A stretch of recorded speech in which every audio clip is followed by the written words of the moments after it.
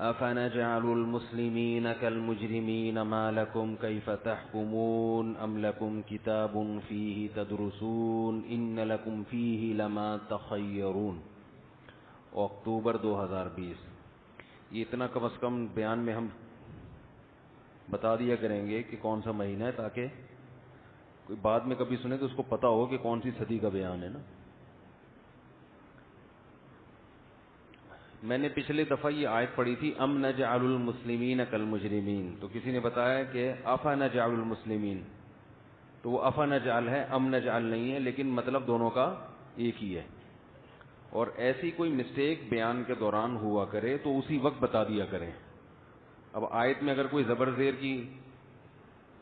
کی غلطی تو یہ نہیں تھی، لفظ کی غلطی تھی، لیکن چونکہ میننگ سیم تھے تو وہ افا نجعل کے بجائے میں نے ام نجعل کہہ دیا، تو اسی وقت یہ بول دینا چاہیے بھائی افا نجعل. آیت میں اگر کبھی بھی کوئی مسٹیک ہو نا فوراً بولنا چاہیے پڑھنے میں.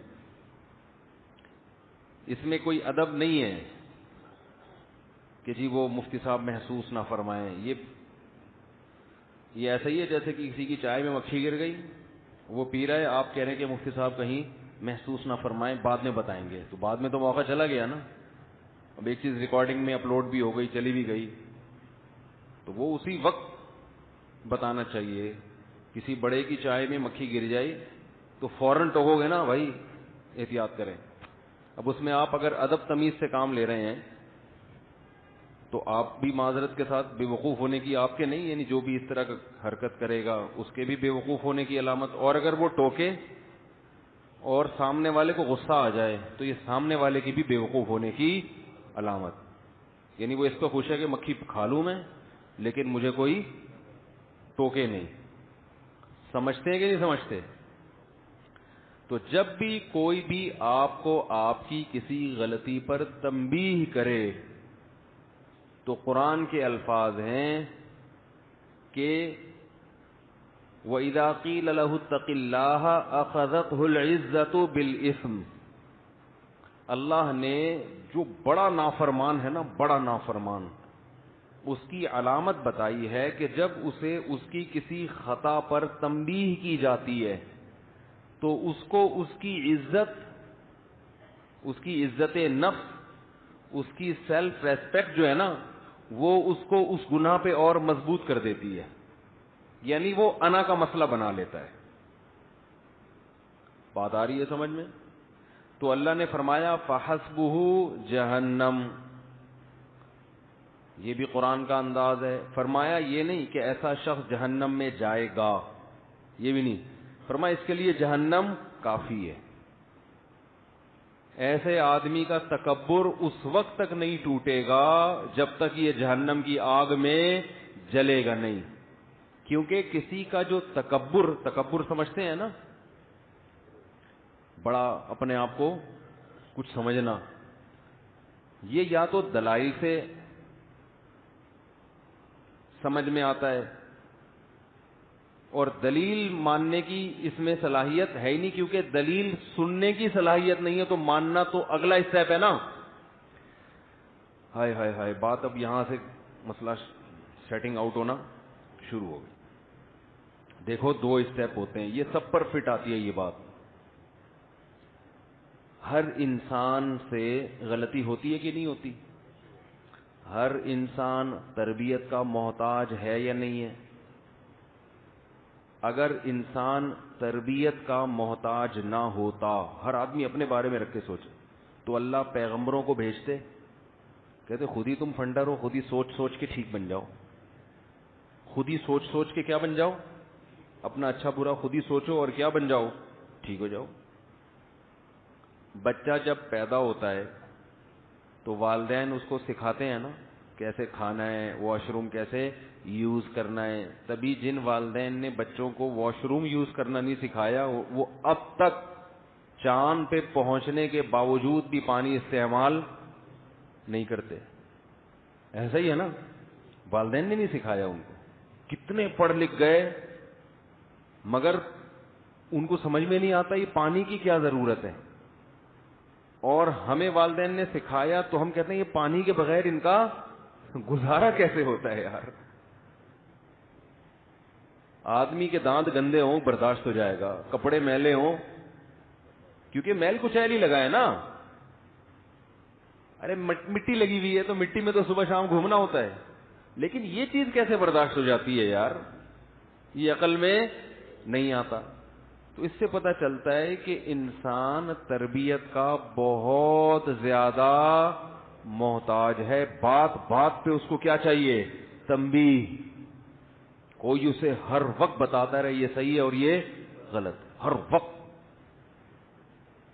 ہمارے حضرت مفتی رشید احمد صاحب رحمہ اللہ تعالی فرمایا کرتے تھے کہ ایسے شخص سے بیعت ہو جو ٹراخ ہو. یہ حضرت کی اپنا لفظ تھا. کیا ہو؟ ٹراخ. ٹے رے الف اور خے, یہ حضرت نے خود ایک لغت بنائی تھی. اس کا مطلب ٹر ٹر کرنے والا. کیا کرنے والا؟ ہم کہتے ہیں نا بھائی ہر وقت ٹر ٹر کرتا رہتا ہے, ہر وقت بولتا رہے گا, کبھی چپ بھی بیٹھا رہا کر, ہوتا ہے نا. تو حضرت فرمایا کرتے تھے جس سے بیعت ہونا, اپنے آپ کو جس کے حوالے کرو اپنی تربیت کے لیے, تو اس شیخ کو منتخب کرو جو کیا ہو, گویا ہر وقت ٹٹر کرتا ہو. ٹٹر کا مطلب ہر وقت بولتا ہو کہ یہ غلط ہے, یہ غلط ہے, یہ تم غلط کر رہے ہو, یہ تم غلط کر رہے ہو, یہ تم نے غلط کیا, یہ تم نے غلط کیا. 24 گھنٹے آپ کو آپ کی غلطیاں بتاتا رہے. فرمایا پھر انسان انسان کا بچہ بنتا ہے. اتنی تربیت کی ضرورت ہے انسان کو. موضوع چینج ہو گیا, سورہ قلم سے تھوڑا سا ہٹ گیا ہوں میں, لیکن بھائی مقصد تو اصلاح ہے نا, تو جو بات فائدے کی اسی کو پارسل کرنا چاہیے. تفسیر کے جو میرے اوریجنل لیکچر ہو رہے ہیں وہ آپ سن سکتے ہیں. وہ شروع میں 8 لیکچر گرامر کے ہیں. میرا چینل ہے مفتی طارق مسعود اسپیچز, اس میں پیر, منگل اور بدھ کو 3 دن وہ لیکچر رات کے وقت چلتے ہیں. وہ آپ سنیں تو وہ ٹو دا پوائنٹ تفسیر ہی ہے. اس میں قرآن سمجھ میں آئے گا ڈائریکٹ. اس میں گرامر بھی ہے, عربی گرامر. وہ 68 نمبر لیکچر ابھی اپلوڈ ہوا ہے میرا خیال ہے, 68 یا 69. یہ جو مجلس ہے یہ واعظ و نصیحت کی ہے. اس میں ہمیں لگے گا کہ کہیں اسکرو پانے سے کہیں بھی ٹائٹ کرنے کی ضرورت ہے تو ہم وہ والا اسکرو ٹائٹ کرنا. بھائی میکینک کے پاس گاڑی لے کر جاتے ہیں تو آپ بولتے ہیں جی اس گاڑی کی ٹیوننگ کر لو. اب اچھا میکینک ہوگا تو اس کو ٹیوننگ کے علاوہ بھی اگر کوئی گاڑی میں کام نظر آئے گا کہ بھائی یہ نٹ تھوڑا سا ڈھیلا تھا, یہ دروازہ تھوڑا وائبریٹ کر رہا ہے, تو اسکرو وہ کیا کرے گا, اس کو ٹائٹ کر دے گا.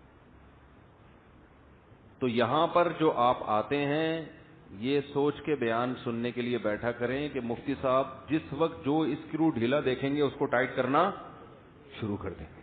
ٹھیک ہے نا. اور نیت ہماری یہ ہوتی ہے کہ میری اپنی بھی اصلاح ہو, کہ ہم کو شیخ و مرشد تو ہے نہیں. تو ہمارے حضرت فرمایا کرتے تھے کہ اپنی اصلاح کسی ایسے شخص سے کراؤ جو ہر وقت تمہیں تمہاری غلطیاں بتاتا رہے. دیکھو ڈاکٹر کے پاس جاتے ہو, اچھا ڈاکٹر نا, تو وہ آپ کو آپ کی باڈی میں جو فالٹ ہیں وہ بتائے گا, یہ جو خوبی ہیں وہ بتائے گا, فالٹ بتائے گا. اب آپ ڈاکٹر کے پاس گئے, اس نے آپ کو بتایا ماشا, اب آپ کو فیور بھی ہے, آپ کا جگر بھی صحیح کام نہیں کر رہا, کڈنی کا بھی پرابلم ہے. ڈاکٹر کیا کر رہا ہے, آپ کو کہہ رہے ہیں ماشاء اللہ آپ کی صحت زبردست, آپ کو آپ کی نظر 6/6 ہے, سننے میں بھی آپ کو کوئی پرابلم نہیں, آپ ماشاءاللہ پھوڑتے بھی طبیعت سے ہیں, ہاضمہ بھی آپ کا ٹائٹ, دانت آپ کے بڑے خاندانی رکھے ہوئے ہیں. تو یہ ڈاکٹر ہے کوئی؟ یہ تو بگاڑ رہا ہے آپ کو. آپ جناب ایسے ڈاکٹر کے پاس جب بیٹھ کے اٹھ کے واپس جاؤ گے تو آپ کی صحت اچھی ہوگی یا بیڑا غرق ہو جائے گا؟ خوش فہمیوں کی بھیڑ میں پڑ جاؤ گے. اور راحت اندھوری کا شعر ہے, خوش فہمیوں کی بھیڑ میں تو یہ بھول گیا پہلے مرے گا بعد میں جنت میں جائے گا. کچھ اس طرح کا شعر ہے کہ جنت میں جانے کا شوق تو تجھے ہے لیکن پہلے کیا ہے, پہلے مرے گا. ٹھیک ہے نا, پھر جائے گا. تو وہ ڈاکٹر اچھا ڈاکٹر ہے ہاں کبھی کبھار وہ آپ کے باڈی میں جو اچھی چیزیں ہیں جو صحیح کام کر رہی ہیں وہ آپ کو حوصلہ دلانے کے لیے کہ بھائی سارا ہی کچھ خراب نہیں ہے, ماشاءاللہ آپ کا جو ڈائجسٹو سسٹم ہے وہ بہت اچھا ہے, وہ تھوڑا سا اپریشیٹ کرنے کے لیے تاکہ مایوسی کا شکار نہ ہو. لیکن زیادہ فوکس وہ کس کو کرے گا؟ آپ کی بیماری. ٹیسٹ میں جو چیزیں صحیح ہوں گی وہ ایک دفعہ رپورٹ کے طور پہ بتا دے گا یہ, لیکن جو فوکس کس کو کرے گا؟ یار یہ رپورٹ آپ کی شوگر کی رپورٹ کلیئر نہیں ہے. تو بھائی دو چیزیں خوب سمجھ لو کہ جیسے ہمیں جسمانی صحت کے لیے ڈاکٹر کی ضرورت ہے یا کسی اچھے حکیم کی ضرورت ہے, بالکل ایسے ہی روحانی صحت کے لیے بھی ہمیں ڈاکٹر کی ضرورت ہے, جس کو روحانی ڈاکٹر کہا جاتا ہے. یہ ٹوپی ڈرامے والے روحانی نہیں, یہ تو ایک نمبر کے دو نمبر ہیں, دو نمبری میں ایک نمبر ہے. روحانیت کا مطلب ہمیں پیغمبروں کی اور پھر ان لوگوں کی ضرورت ہے جو پیغمبر کے وارثین ہیں, جن کی خود کہیں سے اصلاح ہوئی بھی ہو اور پھر وہ آگے لوگوں کی اصلاح کر رہے ہوں, اپنی نہیں ہوئی. یاد رکھو علم ایک الگ چیز ہے, اصلاح ایک الگ چیز ہے, دونوں کو ملانا نہیں چاہیے. آج کوئی بھی یوٹیوب پہ بیٹھ کے حوالے دے رہا ہوں نا, نالج ہو اس کے پاس, تو اس کا یہ مطلب نہیں ہے کہ اب آپ اس سے سب کچھ سیکھنا شروع کر دیں. نالج ہونا الگ. دیکھو شیطان کے پاس جو نالج ہے نا وہ میرے اور آپ کے پاس نہیں ہے. شیطان کو پتہ ہے کس کو کیسے گمراہ کرنا ہے, اس کا مطلب نالج ہے نا. یہ جتنے باطل لوگ ہوتے ہیں ان کے پاس نالج اسلام کی بھی بہت ہوتی ہے. جتنے لوگ اسلام پہ اعتراضات کرتے ہیں یہ اسلام کی اسٹڈی کر کے ہی تو کرتے ہیں, انہیں اسلام کا پتہ ہوتا ہے تبھی تو کرتے ہیں, لیکن تربیت نہیں ہوتی, اللہ کا خوف نہیں ہوتا. یہود علماء کے بارے میں قرآن نے جگہ جگہ کہا ہے یعرفونہ کما یعرفون ابناءہم. عرب کے مشرکین محمد صلی اللہ علیہ وسلم کو اتنا نہیں جانتے جتنا یہ یہودی جانتے ہیں. ان کو پتا ہے کہ یہ وہی آخری پیغمبر ہیں جن کا تورات میں بار بار ذکر ہے. ان کو ایسے یقین ہے جیسے باپ اپنے بیٹے کو دیکھ کے پہچان لیتا ہے نا, ایسے ہی یہ نبی کو دیکھ کر پہچان گئے کہ یہ وہی نبی ہیں. علم کامل تھا مگر تربیت نہ ہونے کی وجہ سے تسلیم نہیں. وہ تربیت کیا تھی؟ تکبر. ماں باپ نے سکھایا نہیں تھا کہ بیٹا جھک جانا, حق بات کو تسلیم کر لینا چاہے آپ کو برا لگے, یہ بہت بڑی عبادت ہے. من تواضع للہ رفعہ اللہ, جو اللہ کے لیے جھکتا ہے اللہ اس کا مقام بلند کر دیتے ہیں. حضرت ابو بکر جھک گئے اللہ کے حکم کے آگے, حضرت عمر جھک گئے, حضرت عثمان جھک گئے, حضرت علی جھک گئے, یہودیوں میں عبداللہ ابن عبد السلام جھک گئے, اللہ نے ان کا مقام بڑھا دی. جو نہیں جھکے آج دنیا ان کو ان کا نام بھی نہیں لیتی. تو تربیت جو ہے نا روحانی تربیت کی بھی ضرورت ہے. اور یار یہ کوئی بہت بڑی ٹینشن ہے میرے لیے یہ, اور اس کا علاج کیوں نہیں ہو رہا میری یہ سمجھ میں نہیں آ رہا. یہ کہاں گئے فہد؟ مارکیٹ سے شارٹ. چلو جب آئیں گے تو ان کو بتاؤں گا. یہ کچھ اس کا سیٹ اپ ایسے کیا کریں, بار بار یہ ڈسٹرب ہوتا ہوں میں. پھر میں کبھی ویڈیو بیان دیکھتا ہوں نا تو اس میں مجھے خود الجھن ہوتی ہے, یہ کیا ہو رہا ہے. یہ جو دو ویٹ ہے نا ادھر ہی نہیں, میں آپ کو یہیں سے بتا دیتا ہوں, یہ یہاں رکھا کریں, یہ یہاں نہ رکھیں, یہ ہلتے ہیں اور مجھے یہاں بوجھ محسوس ہوتا ہے. تو پورے بیان میں پھر میں اس کو سیٹ کرتا رہتا ہوں بیٹھ کے.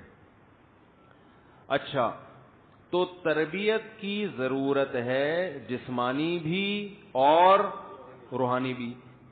روحانی کا مطلب انسان کو انسان کا بچہ بنانے کے لیے جب تک کوئی انسان کو انسان کا بچہ کوئی بنائے گا نہیں, یہ بنے گا نہیں, یہ خود سے نہیں بن سکتا. یہ اسلام کا دعویٰ ہے اور یہ بالکل حقیقت پر مبنی.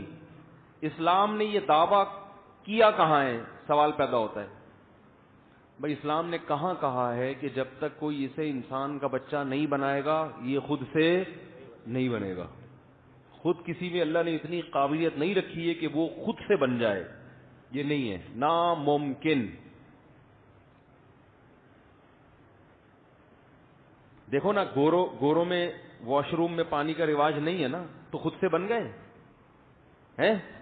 نہیں بنے نا، ماں باپ نے نہیں سکھایا، ماں باپ کو ماں باپ نے، تو وہ حیران ہوتے ہیں یار یہ پانی وانی کیا ہوتا ہے، اور ہم کہتے ہیں یہ بغیر پانی کے کیسے؟ بھائی ممکن ہی نہیں ہے۔ تو یہ صرف ایک چیز نہیں ہے، درجنوں چیزیں ہیں۔ اس کی دلیل قرآن مجید کی آیت ہے، هو الذی بعث فی الامیین رسولا منہم یتلو علیہم آیاتہ ویعلمہم الکتاب والحکمہ ویزکیہم۔ اللہ فرماتے ہیں ہم نے پیغمبر کو بھیجا جن کا کام قرآن کی آیتیں تلاوت کرنا، یعنی قرآن پڑھ کے سنانا تاکہ تمہیں یاد ہو جائے کہ اللہ نے کیا میسج ڈیلیور ہو جائے، جو میسج کا جو متن ہے نا وہ کیا ہو جائے، وہ ڈیلیور، یعنی متن پہنچانا کہ الحمد سے لے کے والناس تک یہ اللہ کی ورڈنگ ہے، اللہ کے یہ الفاظ ہیں۔ یہ پیغمبر کے بغیر یہ چیز مل سکتی تھی ہمیں؟ ارے بھائی سفیر کا کام ہوتا ہے، جس ملک کا سفیر ہے وہ سفیر واسطہ بنتا ہے، اس ملک کا پیغام آپ تک پہنچا دیتے کہ بھئی یہ ڈونلڈ ٹرمپ کے یہ الفاظ ہیں، یہ لیٹر ہے، یہ لیٹر میں آپ کو دے کے جا رہا ہوں۔ سمجھانا سفیر کے ذمے عام طور پر نہیں ہے۔ سفیر کا کام ہے بھئی یہ میسج ہے، امریکہ کا سفیر آئے گا تو بھئی یہ میسج ہے، یہ میں ڈیلیور کر کے جا رہا ہوں، یہ آپ کے نام پیغام ہے، چاہے وہ الفاظ میں ہو یا ریٹن فارم میں۔ آگے سمجھانا، اس کی شرح کرنا یہ میرے ذمے، بعض دفعہ سفیر کے ذمے نہیں ہوتا۔ تو پہلی ذمہ داری پیغمبر کی کیا ہے؟ یتلو علیہم آیا۔ اس پر مشرکین کہتے تھے کہ اللہ نے اپنا پیغام کے لیے ساری دنیا کے سارے انسانوں میں اپنا پیغام پہنچانے کے لیے ایک شخص کو اس کی سلیکشن کیوں کی ہے؟ ہر ایک کو الگ الگ کیوں نہیں دے دیا اللہ نے پیغام؟ بھئی ہر ایک کو الگ، یعنی قرآن ہر ایک پر نازل ہو جاتا؟ اس کے قرآن نے جوابات دیے ہیں کہ اللہ کی آدم علیہ السلام کے زمانے سے لے کر اب تک یہ عادت نہیں ہے کہ ہر ایک سے ہم کلام ہو۔ ہمیشہ سے جو سسٹم چلتا آ رہا ہے وہ یہی ہے کہ ایک کی سلیکشن ہوتی ہے، اس کو اللہ ذریعہ بنا کر دوسروں تک بھیجتے ہیں، اور اس کو اس کے سچا ہونے کے دلائل قائم کر دیتے ہیں، معجزوں کے ذریعے، اس کی اپنی سیرت کے ذریعے، اس کی اپنی زندگی کو ایسا بنا دیتے ہیں کہ دنیا کو یقین آ جاتا ہے کہ یہ جھوٹا نہیں ہو سکتا، یہ اللہ نے اپنے ذمے لیا ہے۔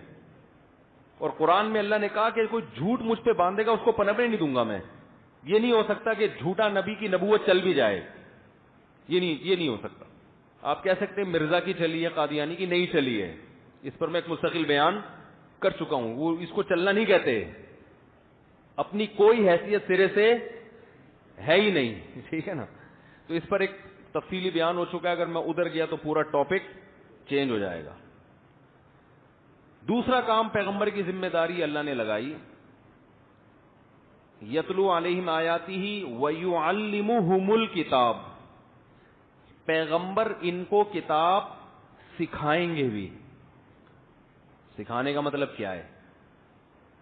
جیسے کوئی امریکہ کا سفیر امریکہ کا پیغام لے کر آیا نا، تو بعض دفعہ تو اس کا کام ہوتا ہے متن پڑھ کے سنا دینا، لیکن اس کے ذمے امریکہ نے یہ بھی لگایا کہ سمجھانا بھی کس کے ذمے ہے؟ آپ کے ذمے۔ جیسے ہم بعض دفعہ کسی کو فتویٰ لکھ کے دیتے ہیں، وراثت کا فتویٰ وہ لکھ دیا ہم نے، بعض دفعہ ایسے ہوتا ہے کہ جب ہم اس کو لکھ کے دیتے ہیں نا بھئی یہ فتویٰ ہے، تو پڑھنے والی کی سمجھ میں آتا نہیں، وہ ہمارے پاس ہمارا فتویٰ لے کے آتا ہے، حضرت یہ سمجھا دیں ہمیں، تو ہم اس کو بیٹھ کے گھنٹوں گھنٹوں سمجھا رہے ہوتے ہیں، یہ مطلب ہے، پہلے یوں کرو پھر، تو وہ جو ڈیفینیشن ہوتی، وہ جو ڈیفائن کیا جا رہا ہوتا ہے، وہ اس فتوے کے علاوہ ہماری اپنی آسان زبان ہوتی ہے۔ فتوے کی زبان ایک قانونی ہوتی ہے نا، لگے بندے الفاظ ہوتے ہیں، تو ہم پھر اپنے اسٹائل میں اخپل طریقے سے اس کو کیا کرتے ہیں؟ بولو بھائی، سمجھا۔ یہ جو سمجھانا ہے یہ فتویٰ نہیں ہوتا بلکہ فتوے کی شرح ہوتی ہے. بہت مشکل ہے سمجھانا. یہ اس فتوے کی کیا ہوتی ہے؟ شرح. تو یہ الفاظ اور فتوے کے الفاظ کیا ہوتے ہیں؟ چینج ہوتے ہیں. یہ سیم اگر ہو تو شرح تھوڑی ہوئی. میرے منکرین حدیث سے بحث ہوئی تھی نا, میں وہ بحث نہیں بتا رہا, صرف اتنی بات. وہ منکرین حدیث کہتے تھے یتلو علیہم آیاتی ویزکیہم ویعلمہم. یزکیہم پہلے ہے, ایک آیت میں یزکیہم بعد میں اور ایک آیت میں یزکیہم پہلے, دونوں طرح کی آیتیں. تو جو وہ یہ کہتے ہیں نا کہ حدیث حجت نہیں ہے, کہتے ہیں صرف قرآن کو مانو, قرآن کو. تو میں نے ان سے کہا قرآن خود کہہ رہا ہے کہ نبی کا کام ہے کتاب سکھانا. تو اگر حدیث کو نہیں مانتے تو نبی نے جو سکھایا ہے وہ گیا کہاں؟ اور جب نبی صحابہ کو سکھا رہے تھے اس کا مطلب صحابہ براہ راست قرآن نہیں سمجھ سکتے تھے. نبی سے قرآن کا متن تو لیا صحابہ نے, اس متن کا مطلب بھی لیا ہے صحابہ نے, اور جو مطلب اور شرح اور جو اس کی تفصیل ہے وہ اس متن کے علاوہ کوئی چیز ہے. تو اگر یہ حدیث حجت نہیں ہے تو پھر وہ علاوہ کہاں ہے؟ اگر نہیں ہے تو اس کا مطلب ہم قرآن سمجھ سکتے ہی نہیں ہے. آپ لوگ کی سمجھ میں آ رہا ہے میں کیا کہہ رہا ہوں؟ ارے جب صحابہ کی سمجھ میں نہیں آ سکتا تھا نبی کے سکھائے بغیر, تو میری اور آپ کی سمجھ میں قرآن کہاں سے آئے گا حدیث کے بغیر؟ آپ کہہ سکتے ہو کہ صحابہ کی سمجھ میں آ سکتا تھا تو ہماری سمجھ میں بھی آ سکتا ہے. سوال یہ کہ اگر صحابہ کی سمجھ میں قرآن براہ راست آ سکتا تھا تو اللہ نے نبی کے ذمے کیوں لگایا یعلمہم, نبی سکھائیں گے ان کو؟ تو اس سے پتا چلا کہ صحابہ عربی جان کر ان کی زبان میں قرآن نازل ہوا, پھر بھی قرآن کو براہ راست نہیں سمجھ سکتے تھے جب تک کہ نبی ان کو تشریح نہ کریں. اور ایسا ہوا ہے, بہت سے صحابہ سے قرآن کی آیتوں میں مسٹیک ہوئی ہے. جب نبی کے پاس آئے تو آپ صلی اللہ علیہ وسلم نے ان کو ان کا مطلب بتایا. دو مثالیں اس وقت میرے ذہن میں. قرآن میں آتا ہے الذین آمنوا ولم یلبسوا ایمانہم بظلم اولئک لہم الامن وہم مہتدون. قرآن میں آتا ہے جو لوگ ایمان لے آئے اور ایمان کے ساتھ ذرا بھی ظلم ان کے ایمان کے ساتھ مکس نہیں ہوا. ایمان تو تھا مگر اس میں ظلم ذرا بھی, ولم یلبسوا ایمانہم بظلم, ذرا سا بھی ظلم اس کے ساتھ نہیں تھا, تو یہ لوگ امن میں ہوں گے اور یہی سیدھے راستے پر ہے. بہت سے صحابہ کو خیال ہوا کہ تھوڑا بہت ظلم تو ہر آدمی سے دنیا میں ہو جاتا ہے. کیا ہو گیا آپ لوگوں کو؟ آج کچھ عجیب عجیب سے لگ رہے ہیں آپ لوگ. بھائی ہر آدمی سے تھوڑا بہت ظلم زیادتی ہلکی پھلکی تو, تھوڑی سی غیبت ہو گئی, تھوڑا سا کچھ تکلیف ہو گئی, ساری زندگی ایسے اپنے آپ کو بچا کے رکھنا کہ سرے سے کبھی دنیا میں ظلم چھوٹا موٹا بھی, کیونکہ قرآن کہہ رہا بظلم, بظلم نہیں ہے, الظلم نہیں ہے, ظلم, اس میں تنوین تقلیل کے لیے, معمولی سا بھی ظلم نہیں ہونا چاہیے. تو صحابہ ڈر گئے کہ بھئی یہ آیت تو ہمیں کیا کر رہی ہے, مایوس, کہ ہم تو سیدھے راستے پر ہو ہی نہیں سکتے, کیونکہ قرآن کہہ رہے یہی لوگ سیدھے راستے پر ہیں اور امن میں یہی لوگ ہوں گے قیامت کے دن کہ ایمان لائے اور اتنا سا رائی کے دانے کے برابر بھی ظلم نہیں ہوا ہی نہ ہو. پریشان ہو گئے. نبی صلی اللہ علیہ وسلم سے پوچھا یا رسول اللہ, اللہ تو فرما رہے ہیں کہ ایمان لے اور ذرا بھی ظلم, تو چھوٹی موٹی تو ہم سے خطائیں ہو ہی جاتی ہیں. تو آپ نے فرمایا کیا تمہیں نہیں پتا قرآن میں اللہ نے شرک کو ظلم کہا ہے, ان الشرک لظلم عظیم. یہاں ظلم سے مراد شرک ہے. شرک معمولی سا بھی برداشت نہیں ہے, ایمان کا بیڑا غرق. شرک کے ساتھ جو مرضی کرتے رہو سب قیامت کے دن برباد ہے. پھر صحابہ کو تسلی ہوئی کہ یہاں ظلم سے کیا مراد ہے, یعنی یہ ورڈنگ ہے نا یہ تو اللہ, تو اس کا مطلب کس نے بتایا؟ نبی صلی اللہ علیہ وسلم. یہ جو قرآن مجید میں آیت ہے کہ کلوا واشربوا حتی یتبین لکم الخیط الابیض من الخیط الاسود, کہ تم رمضان کی رات میں کھاؤ پیو یہاں تک کہ سفید دھاگا سیاہ دھاگے سے جدا ہو جائے, اس وقت تک کھا سکتے ہو. ایک صحابی رات کو دھاگا لے کے اس سے مراد ہے لائنیں جو مشرق کے وقت جو ایک پہلے بلیک لیئر ہوتی ہے نا اندھیری, تو وہ بالکل وائٹ روشنی پھیل جائے, تو بلیک اور وائٹ میں فرق کیا ہو جائے, واضح صاف پتہ چل جائے کہ اب وہ جو ڈارکنیس تھی نا وہ کیا ہو گئی ہے, ختم. تو یہ کنایا تھا قرآن میں کہ بھئی سفید دھاگا سیاہ دھاگے سے کیا ہو جائے, جدا ہو جائے. تو صحابی دھاگے رکھ کے بیٹھ گئے. اب پریشان ہے یہ سفید اور سیاہ میں فرق کب پتہ چلے گا. تو نبی صلی اللہ علیہ وسلم کے پاس آئے تو آپ صلی اللہ علیہ وسلم نے فرمایا اس سے مراد کیا ہے. پھر قرآن میں یہ من الفجر کا لفظ بھی داخل ہو گیا. کیا لفظ داخل ہو گیا, من الفجر, کہ ان صحابی کے سوال کی برکت سے اللہ نے خود بخود ایک لفظ کا اضافہ کر دیا, من الفجر, یعنی کس کا, فجر کا وقت داخل ہو جائے. تو ایسی اور بہت سی آیتیں ہیں. اب یہ اصول فقہ مدرسوں میں پڑھایا جاتا ہے جس میں بتایا جاتا ہے کہ قرآن کی آیتوں میں قرآن کو سمجھنے کے تفسیر کے اصول کیا ہیں. آج جتنے متجددین پیدا ہو رہے ہیں نا, جو فنڈر بنے ہوئے ہیں, انہوں نے 99% نے وہ اصول نہیں پڑھے ہوئے ہوتے اور خود بھی گمراہ ہو رہے ہیں اور لوگوں کو بھی گمراہ کر رہے ہیں. ایک مثال دیتا ہوں میں آپ کو. پتہ ہے جناب پروفیسر غامدی صاحب اکثر قرآن کا ریفرنس دیتے ہیں کہ میں صرف کس کو مانتا ہوں, قرآن کو مانتا ہوں. جو حدیث ان کے مسلک سے ٹکراتی ہے وہ حدیث کیا ہو جاتی ہے, رد ہو جاتی ہے. وہ کہتے ہیں اصل کیا ہے, قرآن. اور حقیقت بھی اصل قرآن ہے, حدیث اس کی تشریح ہے. یہ تو ہمارا بھی یہی مذہب ہے. لیکن جہاں تشریح ہو رہی بھی ہوتی ہے نا, جو ان کی اس سے ٹکرا رہی ہوتی ہے سوچ سے, وہاں وہ تشریح نہیں مانتے. اب محترم نے بہت ساری حدیثوں کا انکار کر دیا اصولی طور پر. اب انہوں نے کیا فرمایا, کل آپ کا پرچہ ہے تو آپ رمضان کا روزہ چھوڑ سکتے ہیں. فرض رمضان کا روزہ پیپر کی تیاری میں آپ کیا کر سکتے ہیں, چھوڑ سکتے ہیں. یہ کہاں سے نکالا, وہ والے قرآن کی آیتوں سے یا وہ حدیثوں سے جس میں سفر میں روزہ چھوڑنے کی اجازت دی. بھئی سفر بھی ٹینشن ہے تو کل پیپر بھی کیا ہے, ٹینشن ہے. مستقبل آپ سے وابستہ ہے, تو آپ کے پیپر میں کہیں نمبر کم نہ آ جائیں تو آپ روزہ کیا کرتے ہیں. یہ کہاں کی کہاں لگا دیے. تو میں ان سے پوچھتا, اس کے تو جوابات میں دوسرے بیانات میں دے چکا ہوں, لیکن میں محترم سے ایک سوال پوچھتا ہوں کہ آپ اس کے قائل ہیں کہ سفر میں ہم نے 2 رکعتیں پڑھنی ہیں, 4 نہیں پڑھنی. قرآن میں تو اس کا ذکر نہیں ہے. قرآن کے تو الفاظ ہیں وَإِذَا ضَرَبْتُمْ فِي الْأَرْضِ, جب تم زمین میں سفر کرو, فَلَيْسَ عَلَيْكُمْ جُنَاحٌ أَن تَقْصُرُوا مِنَ الصَّلَاةِ, تو تم پر کوئی گناہ نہیں ہے کہ نماز میں کمی کر دو. إِنْ خِفْتُمْ أَن يَفْتِنَكُمُ الَّذِينَ كَفَرُوا, اگر تمہیں ڈر ہے کہ کافر تمہیں فتنے میں نہ ڈال دیں, کافر حملہ نہ کر دیں. تو قرآن تو کہہ رہے اگر جنگ کا خوف ہے, کافر تمہیں قتل نہ کر دیں, تو 4 کی کتنی کر لو, 2 کر دو.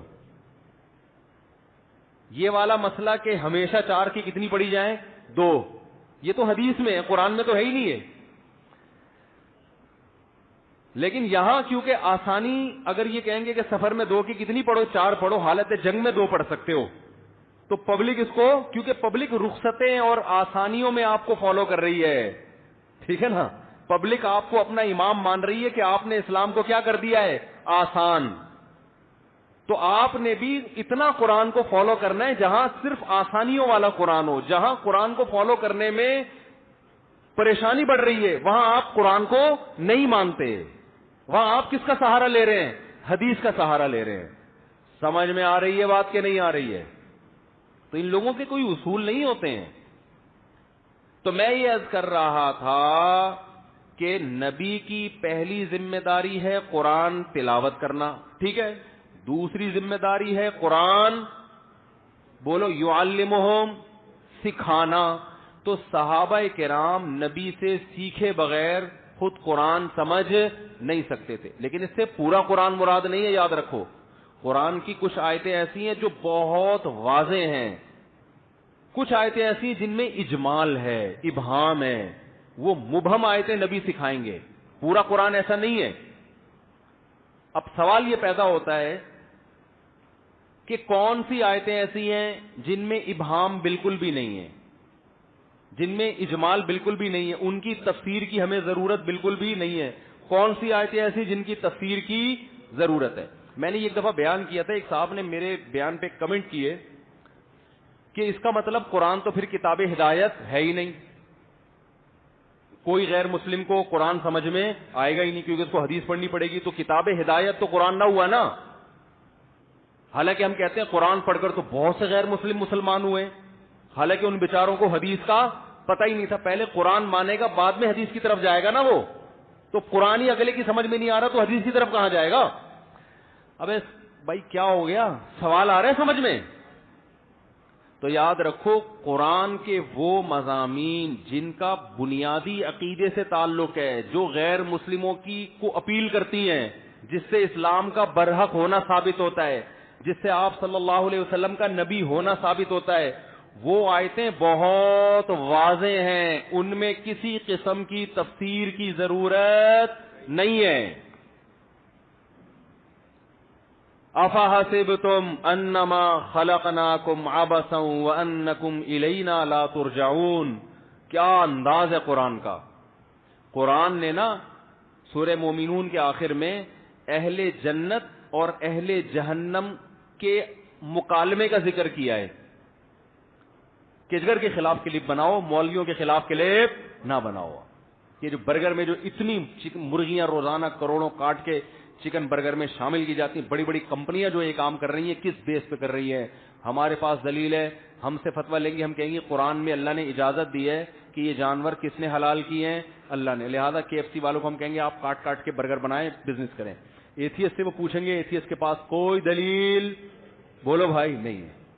لہذا وہ ہندو ازم عقلی لحاظ سے صحیح کہتا ہے. اگر اللہ کو نکال دیں گے تو ہندو صحیح کہتے ہیں کہ انسان کو ویجیٹیرین ہونا چاہیے, سبزی خور ہونا چاہیے, جانور پہ ظلم کی اجازت نہیں. پھر ہندو صحیح کہتا ہے کہ گائے ماں ہے, وہ ہمیں دودھ پلاتی ہے, اس کی ہمیں عزت دینی چاہیے. تو ہمیں پھر ہندوؤں سے یہ اعتراض نہیں ہوگا کہ گائے کو عزت کیوں دے رہے ہو, پھر ہمیں پھر بکری کو بھی دو, پھر بھینس کو بھی دو, اسی اصول کی بیس پر مرغی کو بھی دو. مرغی کیا دیتی ہے ہمیں؟ انڈے دیتی ہے. تو گائے اگر ماں ہے تو مرغی ماں کے برابر نہیں تو خالہ کے برابر تو اس کا بھی رشتہ ہونا چاہیے نا. ارے ایک اگر دودھ پلا رہی ہے تو یہ بھی تو انڈے دے رہی ہے, تو انڈے میں کوئی کم پروٹین ہوتے ہیں؟ اگر آپ اللہ کو اپنی ڈکشنری سے نکال دو تو پھر ہندوؤں کی بات 100% درست ہے کہ انسان کے لیے گوشت حلال نہیں ہے, کیونکہ اس کے لیے جانور کی جان لینی پڑتی ہے. تو ہندو کہتا ہے جتنا زندہ رہنے کا حق انسانوں کو ہے اتنا ہی جانوروں کو بھی ہے. کس بیس پہ آپ اس کو کاٹ کے کھا رہے ہو؟ اور ان کے پاس دلائل ہیں اس کے, اور یہ ہم دلیل میں کہہ تو دیتے ہیں انسان کے لیے گوشت کی ضرورت ہے, لیکن یہ گراؤنڈ ریئلٹی یہ ہے کہ گوشت کے بغیر انسان 90 سال زندہ رہتے ہیں, بہت سے لوگ رہتے ہیں. ہندو آپ کو سینکڑوں مل جائیں گے, ساری زندگی گوشت کی ایک بوٹی بھی نہیں کھائی, اور 90 سال کے بعد پھر بھی کسی نے مارا ہے تو گئے ہیں, ورنہ جانے کا پروگرام نہیں تھا ان کا. حقیقت ہے. تو یہ تو ہمارے پاس دلیل ہے, لیکن ہندوؤں سے ہم پھر یہ کہیں گے پھر یہ گائے ہی کیوں؟ زیادہ تر دنیا میں دودھ بھینس کا پیا جاتا ہے, گائے کا نہیں بھی. تو گائے اگر ماں ہے تو بھینس نانی ہونی چاہیے پھر آپ کی, اور مرغیاں خالہ. اور کون سے جانور ہیں جس سے فائدہ اٹھاتے ہیں؟ بکری کا دودھ پیتے ہیں, وہ کم پیا جاتا ہے, لیکن کم پیا جاتا ہے. جو پی رہا ہے اس کے لیے تو ماں ہو گئی نا. وہ جو بکری کا دودھ پیتا ہے اس کے لیے بکری کیا ہے؟ ماں ہے. تو اس لیے سیدھی سیدھی بات ہے جو اسلام نے کر دی, قرآن نے کہہ دیا ہم نے یہ سب کس کے لیے بنایا؟ ہم نے تمہارے لیے. تو ہم چونکہ اللہ کو مانتے ہیں, ہمارے پاس اس کے مضبوط دلائل ہیں, اور ہم قرآن کو اللہ کی کتاب بھی مانتے ہیں, اس کے بھی مضبوط دلائل ہیں. تو اب اللہ نے ہم سے کہہ دیا کہ کھاؤ, تو ہم اس بیس پہ گائے کو کاٹ رہے ہیں, تبھی ہم اس پہ اللہ کا نام لیتے ہیں. اس میں حکمت ہی یہی ہے کہ بھئی یہ اللہ کی طرف سے ہمارے لیے ہے, تبھی ہم اللہ کا نام لے کے کاٹیں گے, ورنہ ہمیں کوئی رائٹ نہیں ہے کہ اپنی جیسی مخلوق جو خدا نے اس کو بھی بنایا ہمیں بھی بنایا تو ہم, ورنہ ہم یہ ہمارے لیے حلال نہیں ہے. تبھی جس جانور پہ اللہ کا نام نہ لیا جائے ہم اسے نہیں کھاتے. جو جانور طبعی موت مر جائے اس کو بھی نہیں کھاتے ہم. کہ خود سے مرا ہے. اللہ نے کہا تمہارے لیے یہ حلال نہیں ہے, جب تک اللہ کا نام نہیں لوگے یہ جانور تمہارے لیے حلال نہیں ہوگا. تو اس سے آپ کو پتہ چل گیا کہ یہ جو اسلام نے کہا ہے نا جانور ذبح کرتے ہوئے اللہ کا نام لو, اس کی حکمت کیا ہے, یہ بھی سمجھ میں آ گئی ہوگی. یہ بزبان ہاں مال کہہ رہے ہوتے ہیں اللہ تیری پرمیشن ہے تو کاٹ رہے ہیں, ورنہ اس کا بھی زندہ رہنے کا اتنا ہی حق ہے جتنا ہمارا ہے. بکرا 2 دانت کا ہوا, ابھی جوانی کے دن آئے, بد نظری بھی نہیں کرنی تھی اس کو اور کاٹ کے کھا گئے. ظلم ہے یا نہیں ہے؟ تو ایتھیسٹ سے ہم پوچھیں گے بھائی ظلم ہے یہ, کیوں کھا رہا ہے؟ تو اپنے لیے تو سب کچھ تو نے گے میرج کو بھی حلال کر دیا ہے بھائی, اور یہ بھی اللہ کی ایک مخلوق ہے, اس کے بھی وہی جذبات ہیں جو تمہارے اندر ہیں. اس کو ابھی تم کو کوئی سیٹنگ بھی نہیں ہونے دی تم نے یا سیٹنگ چل رہی تھی, وعدے چل رہے تھے آپس میں, اور پہلی کاٹ کے تم نے کیا کر دیا, کھا گئے. کس بیس پہ کھایا تم نے؟ تو جو ایتھیسٹ یا جو ملحد اور جو لوگ کہیں نا مسلمان بقرعید میں کروڑوں جانور کاٹتے ہیں, تو آپ ان سے بولے مسلمان کروڑوں جانور کاٹتے ہیں, کروڑوں کے اربوں بھی کاٹے, ان کے پاس ایک دلیل ہے, خدا نے اجازت دی ہے. اور تم جو خدا کو نہیں مانتے, تم ایک بھی اگر کاٹتے ہو تو یہ کیا ہے, ظلم ہے. یونائٹڈ نیشن میں اس کے خلاف قانون پاس کرواؤ, یونائٹڈ نیشن کے خلاف پھر تم کلپ بناؤ, KFC برگر والوں کے خلاف تم کلپ بناؤ, یار کروڑوں مرغیاں کاٹ کے کھا جاتے ہیں یہ, ٹھیک ہے نا. نہیں بنائیں گے کبھی بھی, ان کو صرف اسلام ملا ہوا ہے. تو میں جلدی سے بات کو سمیٹ کے اب لپیٹتا ہوں. بات کیا چل رہی تھی جو شروع ہوا تھا جہاں سے بات اب میں ختم کر رہا ہوں. سورہ قلم تو ہے. میں اصل بات یہ کر رہا تھا کہ اللہ نے انسان کو تربیت کا محتاج بنائے, اور قرآن میں جو بدترین شخص ہے نا اس کے لیے قرآن کے الفاظ کیا ہیں کہ جب اس کو نصیحت کی جائے تو یہ بجائے اس کے کہ چلو نصیحت سمجھ میں نہیں آئی, یہ عمل نہیں کیا, نہ یہ بالکل نصیحت کے اگینسٹ چلنا شروع ہو جاتا ہے. جب تک نصیحت نہیں کی تھی تو اس بات کا امکان تھا کہ ٹھیک بھی ہو سکتا ہے اور اسی برائی پہ بھی, لیکن جب کسی نے سمجھا دیا تو اب اس نے قسم اٹھا لی کہ اب میں برائی رہوں گا. وجہ کیا, یہ عزت نفس کا مسئلہ بنا لیتے ہیں. تو اللہ فرماتے ہیں ایسے لوگوں کا ٹھکانہ, ایسے لوگوں کے لیے کیا کافی ہے, جہنم کافی ہے ان کے لیے. یعنی اس کے علاوہ یہ سدھرنے والے نہیں ہیں, کیونکہ سدھرنے کا ایک راستہ ہے تربیت, اور تربیت کے دروازے انہوں نے اپنے لیے کیا کر دیے ہیں, بند, کیونکہ تربیت کے بغیر سدھرنا ناممکن ہے. یہ اصل جو پوائنٹ کی بات ہے نا, میں وہ یہ کرنا چاہ رہا تھا کہ ہم میں سے آج ہر شخص یہ سمجھتا ہے کہ مجھے تربیت کی ضرورت نہیں ہے, مجھے کوئی نہ سمجھائے میں خود سمجھوں گا. تو معاشرے میں ساری خرابی کہاں سے شروع ہوتی ہے, یہاں سے. میں خود سمجھدار ہوں بھائی, آپ کتنے بڑے ہو جائیں آپ کو پھر بھی تربیت کی ضرورت ہے, اور آپ لوگوں کے لیے اپنا سینہ لوگوں کے لیے کشادہ رکھیں کہ میری غلطی پر مجھے ٹوکا جائے, اور اگر کسی کو اس کی غلطی پر ٹوکا جا رہا ہے اور وہ رجوع کر رہا ہے تو آپ کی نظر میں اس کی عزت کم نہیں ہونی چاہیے بلکہ بڑھنی چاہیے. آپ یہ نہ سمجھیں یہ عالم نہیں ہے, یہ پڑھا لکھا نہیں ہے, اس کو تو پتہ ہی نہیں تھا, ہم نے بتایا ہے. دنیا میں کوئی ایسا عالم اس کائنات میں پیدا نہیں ہوا جس کو سب کچھ آتا ہو اور وہ سب سمجھ گیا ہے وہ, کیونکہ حدیث میں آتا ہے یا بنی آدم کلکم خطاؤن, اللہ تعالیٰ فرماتے ہیں آدم کی اولادو تم میں سے ہر شخص غلطی کرتا ہے. تو اس سے نبی نے کسی کو مستثنا کیا؟ پیغمبروں سے بھی خطا ہوتی ہے, مگر ان کی اصلاح کون کرتا ہے؟ وہ اللہ کرتے ہیں, وہ لوگ نہیں کرتے. وہ اللہ سے براہ راست تربیت لے رہے ہوتے ہیں. گناہ نہیں ہوتا, خطا ہوتی ہے. گناہ اور خطا میں فرق ہے. سوچ میں غلطی ہو گئی, خطا ہو جاتی ہے, ان سے گناہ نہیں ہو سکتا. تو ہر انسان سے جب غلطی ہوتی ہے تو وہ اس کا مطلب تربیت کا محتاج ہے. تو میں جلدی سے وہ آیت کمپلیٹ کر دوں. اللہ نے فرمایا وَيُعَلِّمُهُمُ الْكِتَابَ, کتاب سکھائے گا کون؟ نبی. تو اس سے مراد وہ آیتیں نہیں ہیں جن کا غیر مسلموں سے تعلق ہے. افحسبتم, یہ آیتیں جن سے قرآن کا اللہ کا کلام ہونا سمجھ میں آئے, یہ آیتیں بہت آسان ہیں, اس کے لیے کسی سے سیکھنے کی ضرورت نہیں. یہ اپیل کرتی ہیں نیچر کو. تبھی بہت سے غیر مسلم قرآن پڑھ کے کیا ہوئے, مسلمان ہوئے. حضرت عمر نے قرآن کی چند آیتیں سنی تھی, اسلام قبول کر لیا.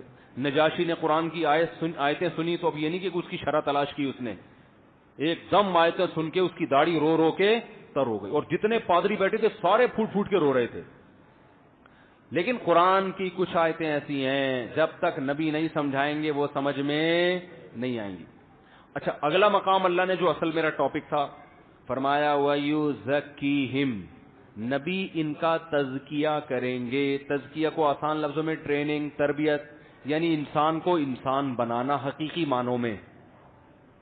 تو یہ صحابہ نے قرآن پڑھ کر براہ راست ان کا تزکیہ نہیں ہوا, بلکہ نبی نے پریکٹیکلی ان کا تزکیہ کیا ہے. کیسے کیا؟ اس کی بہت ساری مثالیں ملتی ہیں. ایک صحابی درخت لگا رہے ہیں, آپ صلی اللہ علیہ وسلم ان کے پاس گئے, فرمایا تم یہ اتنی لمبی لمبی امیدیں, یہ پھل دے گا کتنے سال کے بعد, کیا تمہیں یہ امید ہے کہ میں اتنے سال یقیناً زندہ رہوں گا میں؟ دیکھو آپ صلی اللہ علیہ وسلم نے پریکٹیکلی ان کی تربیت کی کہ دنیا دل لگانے کی جگہ نہیں ہے.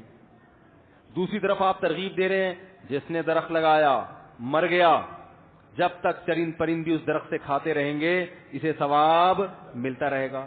کیا مطلب؟ درخت لگانے سے منع نہیں کیا جا رہا, درخت لگانے میں آپ کی نیت کو صحیح کیا جا رہا ہے. دنیا مقصد نہیں ہونی چاہیے. اتنے لمبی لمبی دنیا کے لیے پلاننگ بے وقوفی ہے. وہ ہے نا, آگاہ اپنی موت سے کوئی بشر نہیں, سامان 100 برس کا پل کی خبر نہیں. تو یہ تو قرآن میں اللہ نے خود کہہ دیا کہ دنیا دھوکے کا گھر ہے, دل لگانے کی جگہ نہیں ہے. تو کافی تھا نا, اتنا کافی ہوتا تو پھر نبی پریکٹیکلی صحابہ جب درخت لگا رہے ان کو جا کے سمجھاتے. یہ عملی طور پر باقاعدہ تربیت کی جا رہی ہے, عین موقع پہ تنبیہ کی جا رہی ہے, بھائی کیا کر رہے ہو, درخت لگا رہے ہو بھائی. ایک صحابی نے گھر بڑا عالی شان تعمیر کی نا, آپ کو دیکھ کے ناگواری ہوئی, ان صحابی نے وہ قبہ گرا دیا اپنا. پھر آپ صلی اللہ علیہ وسلم کا گزر ہوا دیکھ کے خوش ہوئے. آپ نے فرمایا بدترین چیز جس پہ انسان کا پیسہ خرچ ہو وہ تعمیر ہے. آپ ایک دم پریشان ہو جائیں گے, کس قسم کی باتیں کر رہے ہیں آج مولوی صاحب. یہ ٹریننگ ہے, یہ وہی جو میں بیان کرتا ہوں, سب سے پہلے پیسہ خرچ کرو کھانے پر, سریا مکان کے بجائے اپنی ہڈیوں میں ڈالو. سمجھ رہے ہو؟ نہیں آ رہی بات. پھر سواری اچھی رکھو, سب سے پہلے تو بیگم اچھی رکھو, اس کے لیے بھی پیسے خرچ ہوتے ہیں آج کل. فری پھوکٹ میں اچھی بیوی بھی ملتی ہے آج کل, کوئی نصیبوں والوں کو مل جائے تو الگ بات. سادگی کی ترغیب دے رہے ہوتے ہیں لوگ ہمیں, یار وہ اتنا مہر, ان کو بولیں اسلام میں سادگی ہے. تو میں نے کہا یہ سادگی بحریہ ٹاؤن میں مکان لیتے ہوئے سمجھ میں نہیں آئی تھی ہیں؟ اس کا مطلب تم چاہتے ہو تمہیں فری پھوکٹ میں کوئی بھی باپ اپنی بیٹی پکڑا دے اور تم پھر اسی, جب فری پھوکٹ میں آئے گی تو قدر تھوڑی ہوتی ہے. مہر کا تو تصور ہی یہی ہے نا اسلام میں, کچھ جیب سے نکلے گا تو قدر کرے گا, بھائی چھوڑنا آسان نہیں ہے, اتنا مہر ہے. مہر دیکھو 5,000 10,000, یہ میں تو نکاح پڑھاتا ہوں, اتنے تھوڑے تھوڑے مہر, یار کیا ہو گیا یار. یہ اس وقت تو میں کچھ نہیں کہتا, بھائی تمہاری مرضی, تم 10,000 رکھو پتہ, لیکن میں سوچتا ہوں یار عورت کی کچھ تو ویلیو ہونی چاہیے معاشرے میں. 10,000 میں تو رکشا, کچھ رکشے کی قیمت ہی دے دو بیوی کو. اتنے تھوڑے تھوڑے مہر, اس سے مطلب ہے کہ عورت کی ویلیو معاشرے میں ختم. جہیز کئی لاکھ کا جا رہا ہے جس کا اسلام میں تصور نہیں ہے. مہر 15,000 20,000 25,000, وہ ٹھیک ہے اسلام میں سادگی ہے, لیکن پھر یہ سادگی ہر جگہ ہے نا. گاڑی یار تم 25 لاکھ کی 30 لاکھ کی 40 لاکھ کی لے رہے ہو, اس کا مطلب 40 لاکھ کم بہت گاڑی پہ لگا رہا ہے اور بیوی کو 20,000 مہر دے رہے ہیں. اس مطلب تیری نظر میں گاڑی کی ویلیو بیوی سے زیادہ ہے. تو یہ کیا ہے؟ یہ اس کا مطلب ہے عورت کی ویلیو ختم. اور ختم کیوں ہوئی ہے؟ وہی وجہ جو جس پہ ایک دم آپ کو جوش آ جاتا ہے. کرنا کچھ بھی نہیں ہے آپ لوگوں نے, سپلائی زیادہ ہے ڈیمانڈ کم ہے, تو ڈیمانڈ سپلائی کی نسبت بڑھا دو. ڈیمانڈ ایک کی ہے, سپلائی زیادہ ہو رہی ہے, ڈیمانڈ بڑھا دو. ہر آدمی 2 رکھے گا تو ڈیمانڈ خود بہت, جب دوسری کرو گے نا تو پھر 10-15 ہزار میں نہیں ملے گی آپ کو. دوسری کر کے دیکھو, فوراً لڑکی والے بولیں کیا دے گا بھائی تو, دوسری کر رہا ہے, ایسے تھوڑی ہم اپنی بیٹی دوسری پہ دیں گے.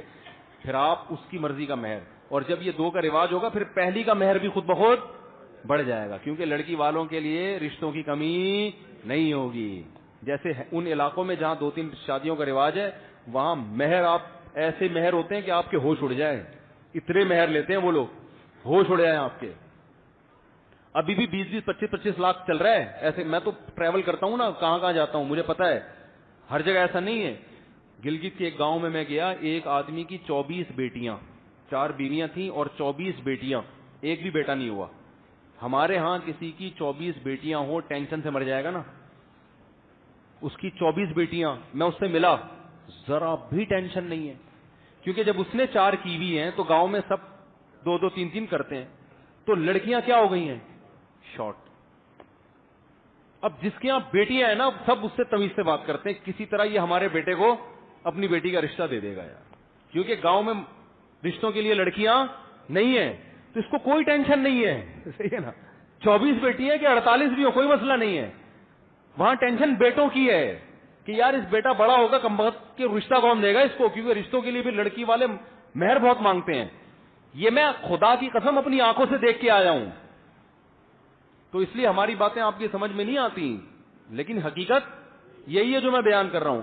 دوبارہ آتے ہیں ہم, یہ درمیان میں یہ ہمارا جب موٹر وے پہ چلتے ہیں تو راستے میں قیام و طعام آتا رہتا ہے نا, ہر 5-10 کلومیٹر قیام و طعام 5 کلومیٹر, تو وہ آتا رہے گا, قیام پوری زندگی آئے گا, یہ یاد رکھو. لوگ کہتے ہیں خدا کا واسطہ اپنے بیان سے اس ٹاپک کو نکال دو, تو میں کہتا ہوں آپ اب عادی ہو جائیں اس کے کہ یہ موٹر وے پر جب بھی آپ چلو گے نا تو ہر تھوڑی دیر بعد آئے گا قیام و طعام.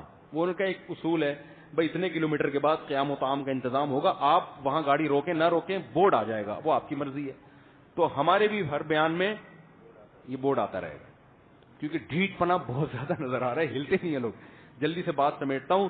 تو پیغمبر کی ذمہ داری کیا بتائی, یزکیہم, پیغمبر ان کی ٹریننگ کریں گے. تو پیغمبر کا ٹریننگ کا انداز دیکھ لیا نا, درخت لگا رہے ہیں مکان پہ, حالانکہ مکان تعمیر کرنا حرام نہیں ہے, لیکن دل لگ رہا ہے نا صحابی کا, تو آپ نے ان سے گروا دیا اور بتایا بھائی عمر بہت تھوڑی ہے یار, اتنے سریا مکانوں میں اتنی موٹی موٹی دیواریں ہیں, وہ بھائی اپنی ایج دیکھ یار, تو یہ دل لگانے کی چیز ہے, یہ پریکٹیکلی تربیت ہوتی ہے. آج یہ تربیت ہے کہیں, الٹا سکھا رہے ہیں. بیٹا باپ کو سکھا رہا ہے, بیٹا جس کے پاس ذاتی مکان نہیں ہے نا وہ تو برباد ہو گیا. بیٹا بچپن سے ڈپریشن کا مریض, ہائے میں ہمارے پاس تو کرائے کا گھر ہے, وہ بچپن سے اپنے ایک تمنا کرتا ہے میرے پاس ایک دن آئے گا میرا اپنا مکان ہوگا, ہو گیا تو ٹھیک ہے, نہیں ہوا تو وہ ڈپریشن سے پہلے ہی دنیا سے چلا جاتا. اور یار ہو گیا ٹھیک ہے, نہیں ہوا تو دنیا مسافر خانہ ہے بھائی, پتلی گلی سے سب نے کیا کرنا ہے, بولو بھائی, جانا ہے. یہ کون سا گاڑی ہے, وہ اس کی گاڑی دیکھ لی, میرے پاپا بچہ گاڑی اور ٹانگے میں کوئی فرق نہیں ہوتا. صحیح ہے نا, ویژنری ہونا چاہیے انسان کو, کوئی لائف کا کوئی اچھا مقصد ہو جو آخرت سے کیا ہو, جڑ رہا ہو. پھر اس میں درمیان میں مکان بھی آ گیا تو ٹھیک ہے, گاڑی بھی آ گئی تو کیا ہے, ٹھیک ہے. سفر ہے, WR میں بھی سفر ہو جاتا ہے, پیسے ہیں تو جہاز میں کر لو سفر, پیسے دیے تو بنا لے بھائی, اپنا مکان بنا لے, نہیں ہے تو کوئی ٹینشن کی بات. اب مکان کی جب بات آتی ہے, نیگیٹو کمنٹس کی بھرمار. ایک خاتون نے کمنٹس کیے ہوئے تھے, اس مولوی کی باتوں میں نہیں آؤ, اپنا مکان اپنا ہی ہوتا ہے. نیچے میرے نا بیان پہ کمنٹس لکھے ہوئے, اپنا مکان اپنا ہی ہو. عزت نہیں ہوتی جب تک اپنا مکان نہ ہو. لوگ عزت سے جب بھی ملتے ہیں جب آپ کا ذاتی مکان. تو بھائی بات یہ ہے کہ بہت پیسہ اللہ نے دیا ہے نا, بادام پستے بھی کھا لیے, دیسی گھی بھی کھا لیا, جاگنگ بھی کر لیے, صحت بھی ہو گئی, بیوی بھی کوئی ٹائٹ قسم کی, سب کچھ ہو گیا, بہت اللہ نے پھر بھی دیا ہے, تو 1-1.5 کروڑ مکان میں لگا دو یار, کیونکہ آپ کے لیے 1-1.5 کروڑ کی کوئی ویلیو نہیں ہے, تو ٹھیک ہے اپنا ہو گیا. نہیں ہے تو صرف عزت کا ایشو آ رہا ہے نا, رہائش تو کرائے کے گھر میں بھی, عزت کے لیے دوسرے بہت سارے طریقے ہیں جن سے آپ کی عزت اس سے بھی زیادہ ہو جائے گی. پلاٹ خرید کے بیچو, بزنس کرو یار. جب کوئی کہ آپ کا ذاتی مکان نہیں, بولو میرے پاس 10 پلاٹ ہیں الحمدللہ, ٹھیک ہے نا. یعنی اتنی انویسٹمنٹ کر کے پھنسا کیوں رہے ہو, مسئلہ یہ ہے. رہائش کے لیے تو کرائے کا گھر بھی اسی اچھی قیمت پہ مل جاتا ہے یار, تو کیوں انویسٹمنٹ اتنی پھنسا رہے, وہ پھنسائے جس کے پاس بہت زیادہ پیسہ ہو. نہیں ہے تو چھوڑو یار, کھاؤ پیو موج مستی کرو, نکل جاؤ گے. اور جب مکان بنے گا نا, تمہاری عمر کتنی رہ جائے گی. جن لوگوں نے بحریہ ٹاؤن میں بنگلے خریدے ہیں نا, اونر ہے, ان کی ایج جا کے پوچھو, کوئی 50 سال کے, 55 کا تو رہ کتنا گیا. اور کورونا نے لپیٹ دیا, تو کورونا سے تو بہت سے لوگ لپٹ گئے. اس دوران کورونا ہو گیا تو ویسے انا للہ ہونے کا بہت زیادہ خطرہ ہے. نہیں ہوا, بچا کے نکلے, کار کا ایکسیڈنٹ ہو سکتا ہے, جہاز نیچے گر سکتا ہے, کوئی بیماری ہو سکتی ہے, لنگس کا مسئلہ ہو سکتا ہے, کوئی گردوں کا مسئلہ ہو سکتا ہے, 20 قسم کے مسائل ہیں. بونس پہ چل رہا ہے 50 سال کے بعد. اب بحریہ ٹاؤن سے زیادہ تمہیں ضرورت تھی کہ تم بونس سے نکلو کسی طریقے سے. وہ اس پہ خوش ہو رہا ہے میرا. ابے بھائی دن کتنے رہ گئے؟ دیکھو میں جس ایج میں ہوں نا ابھی, میں کوئی نیکا بہت بزرگ نہیں ہوں, لیکن بزرگوں کی تھوڑی سی جوتیاں سیدھی گئی تو اتنا احساس رہتا ہے کہ اب مجھے ذاتی مکان میں ذرا بھی دلچسپی نہیں ہے. اس لیے کہ یار آدھی سے زیادہ زندگی ہماری گزر گئی. اب کیا بچپن میں بن جاتا تو چلو تھوڑا بہت شو مارتے ہیں, ہمارا اپنا گھر ہے. اب تو نے رہنا کتنا ہے؟ تو میں سوچتا ہوں یار, میں سوچتا ہوں کتنی زندگی رہ گئی, وہ بھی اگر بہت زیادہ ہوا تو 70-80 سال نہ اگر بچ گئے تو کیسے ٹھک ٹھک ٹھک کر کے گزرتے ہیں. جو انجوائے لائف کو انجوائے کرنے کا جو اصل ٹائم تھا وہ تو گیا نا. اب تو آگے بڑھاپا ہے, تو کیا انجوائے کریں گے؟ اپنا مکان تو دوسرے کا مکان. اب تو بھائی کھانسی کم ہو, ذرا بس کھانسی ہو مگر تھوڑی سی کم ہو, شوگر ہو مگر اتنی خطرناک نہ ہو جائے. یہ تو سب چیزیں ہوں گی, یہ تو ہوگا. ٹھیک ہے نا. تو میں لوگوں پہ حیران ہوتا ہوں, ہو سکتا ہے میں اپنا ذاتی مکان بنا لوں, این ممکن ہے خبر آ جائے مفتی صاحب نے اپنا گھر خرید لیا اور ہمیں بیان میں کر, تو خرید لوں اس کا مطلب ہے مفتی صاحب کے پاس اتنے آ گئے ہیں, یا تو فری میں کسی نے گفٹ کر دیا ہے جو کہ بظاہر کوئی چانس نہیں ہے, یا تو کسی نے گفٹ کیا ہے, یا مفتی صاحب نے ڈھیر ہوشیاری کی ہے, بزنس بڑا شروع کر دیا ہے, مکان خرید کے بیچنے والا بزنس شروع کر دیا ہے. یا تو یہ نیت ہوگی, یا پھر اس کا مطلب اتنا پیسہ آ گیا ہے کہ گاڑی بھی ہٹو بچوں ہو گئی ہے, شادیاں بھی کمپلیٹ ہو گئی ہیں, بچوں کی تعلیم بھی ہٹو بچوں قسم کی ہو گئی ہے. اب مفتی صاحب کو سمجھ میں ہی نہیں آ رہا تھا کیا کریں, تو چلو اپنا گھر خرید لیا. لیکن پھر بھی نہیں دل کرتا خدا کی قسم خریدنے کا. یار اتنے پیسے کچھ اور کر لو یار. رہنے کے لیے کرائے کے گھر میں بھی سہولتیں وہ تمام میسر ہیں جو ذاتی گھر میں ہوتی ہیں. تو صرف اس لیے کہ لوگ مفتی صاحب کو کہیں گے ذاتی گھر ہے, اس لیے مفتی صاحب کی عزت ہوگی. او بھائی اس سے زیادہ عزت 4 شادیوں پہ ہوتی ہے. صحیح بتاؤ, 1 کروڑ آپ کے پاس ہے, گھر بنائیں گے, 4 شادیاں کر لو, گھر میں عزت نہیں ہوگی, لیکن گھر کے باہر بہت عزت ہوگی. سب تعارف کریں گے اس کی کتنی ہے, 4. مرد کا بچہ ہے, مرد کا بچہ. گھر میں نہ ہو تو آپ نے کو گھر میں عزت کس کو چاہیے ہوتی ہے؟ گھر میں تو ویسے بھی جتنی بھی عزت ہوئی تو ہوتی نہیں ہے. تو اصل تو سارے عزت ذلت کے مسئلے کہاں ہوتے ہیں؟ گھر کے. تو اس پہ زیادہ ہو جائے گی, ہوگی باہر ہی, یہ بتا دوں میں آپ کو, اندر بالکل بھی نہیں ہوگی. تو اندر تو کس کی, وہ ایک بیوی والوں کی کون سی ہو رہی ہے بھائی؟ وہ تھوڑے کم ذلیل ہوتے ہیں, 4 والے ذرا زیادہ ذلیل ہو جاتے ہیں. کوانٹٹی کا کوالٹی کا تھوڑا سا فرق ہے, لیکن ہوتے دونوں ذلیل ہی ہیں. عزت مزت صرف گھر کے باہر کی چیزیں. تو ویسے بھی گھر اپنا ذاتی مکان ہوگا تو گھر کے اندر تھوڑی ہوتا ہے, وہ تو باہر جب لوگوں کو بتاتے ہیں. تو یہ سارے کھیل باہر کے ہیں, اندر بندر کا تو دنیا ہی بالکل ڈفرینٹ دنیا ہوتی ہے باہر سے. تو اللہ نے کیا فرمایا, قرآن میں اللہ کا ارشاد ہے کہ نبی کیا کریں گے, تزکیہ. تو مجھے ایک بات بتاؤ, نبی تزکیہ کر رہے ہیں, ان کو تعمیر پہ کہہ رہے ہیں, یار یہ آپ صلی اللہ علیہ وسلم کو سمجھا رہے ہیں کہ بدترین چیز جس پہ انسان کا پیسہ خرچ ہو وہ کیا ہے, تعمیر ہے. یہ نہیں کہا کہ حرام ہے, لیکن یہ سب سے کم تر چیز, جیسے حدیث میں آتا ہے سب سے بدترین صف آخری صف ہے. تو اب آپ نے کہا چونکہ سب سے بدترین صف آخری صف ہے, لہٰذا میں آخری اگر صف مل رہی ہے تو آؤں گا ہی نہیں نماز میں. تو یہ مطلب نہیں ہے, مطلب یہ کہ پہلی کے مقابلے میں سب سے بدتر کون سی ہے, آخری. تو تعمیر پہ پیسہ خرچ کرنا سب سے بدتر ہے اسلام کی نظر میں. اس کا مطلب یہ نہیں کہ ناجائز ہے, مطلب یہ کہ خرچ کرنے کی جتنی چیزیں ہیں نا ان میں سب سے آخر میں کیا رکھو, تعمیر. ہاں بزنس کے پوائنٹ آف ویو سے کوئی کنسٹرکشن کا کام کرواتا ہے, اس کو بیچتا ہے, اس کا مقصد تو تعمیر نہیں ہے نا, اس کا مقصد تو پیسہ کمانا ہے, وہ تو بزنس میں آتا ہے. تو بزنس کی اسلام میں بہت زیادہ فضیلت ہے. اپنے ذاتی گھر کے لیے تعمیر جو ہے نا, اپنے گھر میں کنسٹرکشن کا کام, کیونکہ وجہ اس کی ہے کہ انسان کی عمر اس کی تعمیر کا ساتھ نہیں دیتی. آپ گھر پہ جتنا پیسہ لگاتے ہو نا اتنا اس کو کیش نہیں کراتے اپنی زندگی میں. آپ گاڑی پہ پیسہ لگے گا کیش ہو جائے گا, کیا مطلب گاڑی کے مزے آپ لے لو گے, سواری ہوگی, اچھی گاڑی ہوگی. ابھی دیکھو میں ابھی چترال کا دورہ تھا نا, میرا بڑا لمبا دورہ تھا, خود ڈرائیو کر کے گیا, خود گھما پھرا کے, پھر ایبٹ آباد سے ہوتے ہوئے موٹر وے پہ ہم آئے ہیں. تو اچھی گاڑی ہوگی, سہولت والی ہوگی, ٹریولنگ آپ کے لیے کیا ہوگی, آسان. تو اس لیے ہم نے کہاں پیسہ خرچ کیا, اپنی ذاتی گاڑی ہے, جو پیسے آئے پھونک دیے اس میں.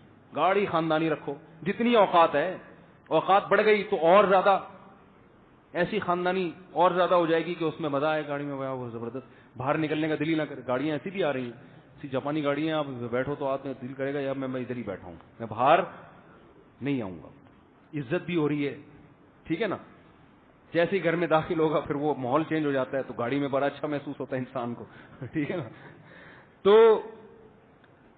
خوراک اچھی کر لے انسان, تو یہ ساری چیزوں پہ یہ سب کیش ہو جاتی ہے. اچھا کھاؤ گے اسی وقت لذت محسوس ہوگی نا. ارے زنگر برگر میں اسی وقت مزہ آئے گا جو پیسے لگائے, انڈے والے برگر میں وہ مزہ نہیں آئے گا, تو اسی وقت کیش ہو جائے گا. تعمیر پہ آپ نے 2 کروڑ 3 کروڑ 4 کروڑ لگا دیے, اتنا پیسہ پھونک دیا, لیکن آپ یہی رینٹ پہ گھر لے لیتے 20 سال میں بھی اتنا پیسہ نہ لگتا, اور یہ پیسہ بچا کے آپ اور لگژری لائف گزار سکتے. اچھا والا رینٹ پہ گھر لے لیتے, لوکیشن اچھی ہوتی, امریکہ میں لے لیتے رینٹ پہ, ٹھیک ہے نا. لیکن لوگوں کو نہیں, بس عزت ہوگی, بس چھوڑو ایسی عزت کا کرنا کیا ہے یار. تو یہ عزت تو وہ عزت اچھی ہوتی ہے جو کچھ کام کر کے ہو.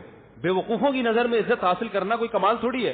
ہمارے ایک دوست نے ایک واقعہ سنا ہے, بس یہ بتا کے میں بات کو ختم کرتا ہوں, کہ جب انسان کی تربیت نہیں ہوتی نا تو یہ حال ہوتا ہے. لوگوں کی تربیت نہیں ہے تو مقصد ہی پیسہ بن چکا ہے.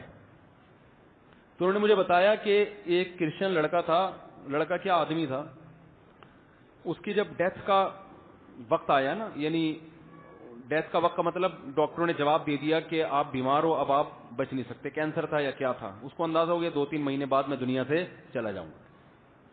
تو اس نے اپنے دوستوں کو بلا کے کیا وصیت کی ہے. یہ بتا رہا ہوں کہ جو عزت کا کانسیپٹ ہے نا ہمارا, وہ کانسیپٹ ہی غلط ہے, اس سے انسان ایسی غیر اخلاقی حرکتوں پہ آتا ہے.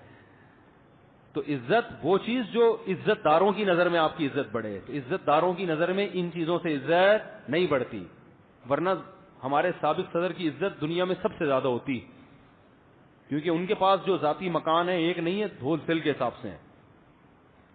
تو محترم نے کیا کیا, اپنے دوستوں کو بلا کے وصیت کی کہ یار میں جس گھر میں رہ رہا ہوں نا, پہلی فرصت میں اس کو بیچ کے ڈیفنس میں کوئی 1000 گز کا بڑا لگژری قسم کا گھر لو. ابے بھائی اب تو جا رہا ہے, ڈاکٹروں نے جواب دے دیا. کہہ رہے مسئلہ یہ ہے کہ میرے ساتھ کے ٹکے کے تاجر جن کا کوئی بزنس نہیں تھا, انہوں نے ڈیفنس میں 1000 گز کے بنگلے بنا لیے ہیں, اور میرا بزنس کروڑوں روپے کا.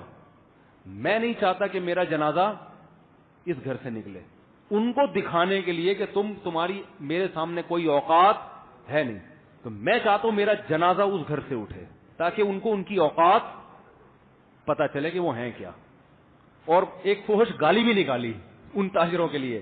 وہ تو میں نے بتایا تھا نا معین اختر کا, کہ ماموں کا کام کیا ہے. یار کیا ہو گیا, آپ لوگ ایسے بن جاتے ہیں جیسے کچھ ہوا ہی نہیں. اتنی مغز ماری کر کے میں نے بتایا تھا, وہ کلپ بھی دیکھ لیں, کہ وہ ماموں کا کام صبح سے شام کیا ہے. حالات نے ایسا بنا دیا کہ وہ صبح شام کیا کرتے ہیں, گالیاں, بلب کے رشتہ داروں کو گالیاں. پھر میں نے اپنے واقعات بتائے تھے کہ میں نے وہ GTO 125 پہ کلر کروایا, کلر ٹیڑھا ہو گیا, تو ہمارا جو دوست تھا وہ ٹینکی کو گالیاں دے رہا تھا. حالانکہ گالی تو اس کو بنتی ہے نا, لیکن حالات نے ایسا بنا دیا. تو اس کو اتنا غصہ آ رہا تھا کہ ان تاجروں کو فحش گالی دے کے کہہ رہا تھا کہ یہ کمبخت چند ٹکے 2 ٹکے کے تاجر تھے, آج ان کے ڈیفنس میں 1000 گز کے بنگلے ہیں. میں اپنے جنازے سے دکھانا چاہتا ہوں کہ ابھی بھی تم میری خاک کے برابر نہیں ہو. اس کی نظر میں عزت کس میں ہے, بولو بھائی, اس میں. تو اگر آپ نے جو میدان کمپٹیشن کا اس چیز کو بنایا, اس میں ٹینشن کے سوا کچھ بھی نہیں ہے. ذاتی گھر میں بھی آپ کی عزت نہیں ہوگی, کیونکہ آپ کے گھر سے اچھا گلی میں کسی دوسرے کا بھی گھر ہوگا. کیونکہ گھر ایسا ہونا چاہیے, سرجانی ٹاؤن میں جو میرا گھر ہے اس پہ میری انسلٹ ہو رہی ہے. لوگ کہتے ہیں سرجانی میں رہتے, اورنگی ٹاؤن میں رہتے. وہ جو ڈیفنس میں میرے ساتھ دوست آتا ہے نا کمپنی میں جاب کرنے کے لیے, جب وہ بتاتا ہے کہ میرا گھر ڈیفنس میں ہے, میں کہتا ہوں اورنگی ٹاؤن میں, حالانکہ ذاتی گھر ہے, تو پھر لوگ کہتے ہیں کہ اس کو تو سلام کرتے ہیں, مجھے کوئی رشتے بھی نہیں ملتے نا آج کل. تو سب سے پہلے لوکیشن دیکھی جاتی ہے کہاں ہے. تو پھر جو ڈیفنس والا ہے وہ بحریہ ٹاؤن والوں پہ آج کل کیا کر رہے ہیں, جب سے پانی وانی بھرا ہے کہ یار وہ بحریہ ٹاؤن میں اتنا بڑا بنگلہ, پھر بحریہ ٹاؤن سے آگے پھر آپ UK میں رہتا ہے بھائی, ٹھیک ہے نا. UK والا امریکہ میں رہتا ہے. تو اس کی تو کمپٹیشن کی کوئی انتہا ہے ہی نہیں, اس پہ تو نان اسٹاپ. آپ ابھی یہ سمجھ رہے ہو کہ میرا جب فلاں جگہ گھر ہو گیا تو میں مطمئن ہو جاؤں گا, یہ آپ کی بھول ہے, یہ آپ کو ابھی لگ رہا ہے. جب ملے گا تو مطمئن نہیں ہو گیا آپ. دنیا میں آج تک کوئی مائی کا لال ایسا پیدا نہیں ہوا جو اطمینان سے بیٹھ گیا کہ بہت ہو گیا اب بس انجوائے کریں گے لائف کو. نا نا نا نا نا نا, کہے گا یار اس کو بڑھاؤ. نبی صلی اللہ علیہ وسلم کی حدیث کبھی جھوٹی ہو سکتی ہے؟ آپ نے فرمایا کہ ابن آدم کو سونے سے بھرا ہوا جنگل مل جائے نا, وہ یہ چاہے گا کاش ایسے 2 جنگل ہوتے.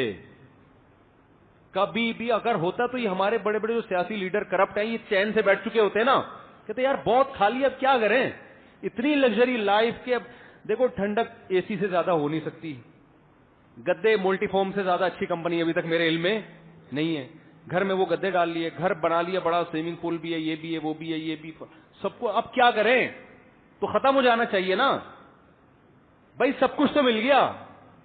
لیکن ہمیں لگ رہا ہے کہ اب ان کی سوچ ختم ہو جانی چاہیے, اس لیے کہ ہم ان کی جگہ ہیں نہیں. جب ہم ان کی جگہ آئیں گے تو ہم کہیں گے یار یہ تو تھوڑا ہے بہت, وہ فلاں ملک کا وزیر اعظم تو اس سے بھی زیادہ کما لیا. وہ پھر اپنے آپ کو وزیر اعظم سے مقابلہ کریں گے, یار فلاں نے تو 5 سال کامیابی سے لگا لے, مجھے 3 سال کے بعد ہی برطرف کر دیا. پھر ان کا یہ کمپٹیشن شروع ہوتا ہے. تو میرے بھائی دنیا کی دوڑ ایک ایسی دوڑ ہے جس میں تھکنے کے علاوہ آپ کو کچھ بھی حاصل نہیں ہو. لوگ ہم سے کہتے ہیں مولوی صاحب آپ اتنے خوش کیوں رہتے ہیں؟ لوگ اکثر مجھ سے پوچھتے ہیں آپ نے تو ٹینشن کی کوئی چیز چھوڑی, 14 بچے ماشاءاللہ, اور شادی ایک آج کل ایک مصیبت بن جاتی ہے, پھر بھی ٹینشن. تو میں کہتا ہوں کہ میں وہ ایک تو اللہ نے نیک لوگوں سے وعدہ کیا کہ مطمئن رکھیں گے, تو میں تو دعویٰ نہیں کرتا کہ میں نیک ہوں, لیکن اتنی بات ہے کہ کمپٹیشن کا شوق, وہ فلاں کی گاڑی اچھی تو میری گاڑی ایسے اچھی ہے, یا فلاں کے پاس گھر ہے تو میں, او بھائی مجھے جتنا ملا ہوا ہے میں سمجھتا ہوں کہ میں اس کا بھی مستحق نہیں. بھائی اللہ نے ہمیں ہماری حیثیت سے, ہماری حیثیت کیا ہے بھائی, ہم تو کون سے اتنے نیک ہیں. اللہ ہم سے نوالا چھین لے یہ اللہ کا حق ہے, لیکن اللہ نے نوالا نہیں. میں اس پہ خوش ہوتا ہوں, صبح میں نے پٹھان ہوٹل کا پراٹھا کھایا, آج بھی کھایا ہے, ایسا مزہ آتا ہے یار. پٹھانوں کے بعد ایسے کرارے پراٹھے بنتے ہیں, ہاف فرائی انڈا بھی تھا, چائے بھی کڑک سی بنی ہوئی تھی. وہ جب کھائے نا تو ایسا لگتا ہے کاکڑ دنہ ہو گیا. کاکڑ دنہ سمجھتے ہیں؟ اب یہ سمجھانے میں 1 گھنٹہ لگے گا کاکڑ دنہ کیا ہو. دیکھو جب قوالی چلتی ہے نا تو شروع میں ایسے آرام آرام, پھر ایک دم کاکڑ دنہ, کاکڑ ایک دم اسپیڈ مارتی ہے, پھر وہ کاکڑ دنہ آتا ہے. پھر وہ تو یہ کاکڑ دنہ کا مطلب ہم نے ایک دم اسپیڈ میں آ گئے.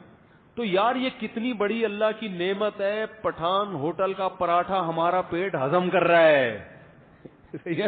صبح چائے, صبح ناشتے میں مجھے بہت مزہ آتا ہے, پھر دوپہر کھانے کی بھوک لگتی ہے, وہ کھانا بھی مل جاتا ہے اللہ کی طرف, پھر نیند چڑھتی ہے تو سونے کی جگہ بھی ہے. میں دوپہر قیلولہ لازمی کرتا ہوں, کیونکہ جب دوپہر بھوک لگے نا ٹائٹ والی, کھانے سے زیادہ لذیذ کوئی چیز, ایسا مزہ آتا ہے نا, ہٹو بچوں. میں کہتا ہوں یار اللہ نے مجھے جو نعمتیں دی وہ تو دنیا میں کسی کو دی نہیں ہے. کہ ہم دوپہر جب تھکے ہوئے آتے ہیں, گھر میں کھانا ہوتا ہے, ایسا مزہ آتا ہے, دال چاول اور کچا پیاز اور اچار. دال چاول صحیح طرح سے بنے ہوئے ہوں, کچا پیاز ہو اور رائتے مائتا ہو, ایسا مزہ آتا ہے کھانے میں یار. پھر کھا کے آتی ہے نیند, آتی ہے کہ نہیں آتی؟ سونے کی جگہ بھی ہے, کوئی گورنمنٹ کی طرف سے سونے پر پابندی نہیں. پابندی ہو تو میں ٹینشن میں آؤں گا, نہیں سونا نہیں ہے آپ. ارے بھائی دماغ تھک رہا ہے یار, نیند آ رہی ہے, کوئی پابندی نہیں ہے, الحمدللہ لیٹتے ہیں, آنکھ لگ جاتی ہے, آدھا گھنٹہ 1 گھنٹہ سو کے اٹھے, پھر ایک غلط کام کرتا ہوں, کڑک چائے پیتا ہوں جو نہیں پینی چاہیے. لیکن تھوڑا بہت تو چھٹا چلتا ہے نا. لوگ چرس پی رہے ہیں, ہیروئن پی رہے ہیں یار, اتنا میں اپنے نفس کو تسلی دیتا ہوں یار تھوڑا بہت غلط کام ہونا چاہیے, کیونکہ مزہ بہت ہے باہر. چرسی ہیروئن چی کو وہ مزہ نہیں آتا, کیوں اس کا عادی ہو گیا ہے نا. پھر جب ہم آدھا 1 گھنٹہ سو کے اٹھتے ہیں, دماغ اتنا فریش. آپ دوپہر قیلولہ کر کے دیکھیں, رات 2 بجے تک آپ فریش رہیں گے. لوگ کم وقت کھانا کھا کے سوتے نہیں ہیں یار, اس سے بحریہ ٹاؤن میں آپ کا بنگلہ فائدہ نہیں ہے, کیونکہ جب آپ نے کھانا کھا لیا پیٹ بھر کے, نیند آئے گی, آپ سو نہیں رہے, دماغ فل ٹینشن میں جائے گا. تو کیا فائدہ یار, رات تک آپ بوکھلائے پھر رہے ہیں, چہرے پہ رونق ختم. ہم کیا کرتے ہیں, سو گئے, ایسی نیند آتی ہے, خاندانی تھکے ہوئے ہوتے ہیں, آدھا 1 گھنٹہ سو کے اٹھے, تھوڑا سا طبیعت میں چڑچڑاپن ہوتا ہے کیونکہ نیند سے اٹھے ہیں نا, منہ ہاتھ دھوئے, پھر اس کے بعد ایک کڑک سی خاندانی چائے لگائے, اس کے بعد کیا ہو جاتا ہے, کاکڑ دنا. دوبارہ سے کیا ہو گیا, وہ جو صبح کاکڑ دنا ہوا تھا نا ناشتے کے بعد, وہی کاکڑ دنا کیا ہو گیا, بولو نا یار, وہی کاکڑ دنا. دماغ فریش, پھر آپ اپنا جو بھی اسٹڈی کریں, مطالعہ کریں, کوئی ریسرچ کا کام کریں, بیان کے لیے کہیں جائیں, دماغ بالکل کیا ہوتا ہے, تھکاوٹ نہیں ہوتی, فریش ہو. بکری, آج میں اتوار بازار لگا تو بکری خریدنے چلا گیا, شاپنگ کا اپنا مزہ ہے یار. یہ والی بکری نے پسند ہی نہیں آئی, صاحب غیر خاندانی بکریاں لے کے گھوم رہے ہیں. ہم نے کہا بکری تو ایسی ہو کہ یار کھاتی سب ایک جیسا ہے, آؤٹ پٹ سب کا فرق ہوتا ہے نا, تو دودھ تو ہو نا اس کا. بکری کے دودھ کا اپنا مزہ ہے یار. صبح صبح بکری کا دودھ پیو, ایسی اچھی صحت ہو جاتی ہے, پیٹ ایسا تیزابیت ختم ہوتی ہے. لوگ خام خام اپنی ایک پرسنالٹی بنائی ہوئی, بکری پالیں گے تو لوگ کیا کہیں گے, بکریاں پالتا ہے.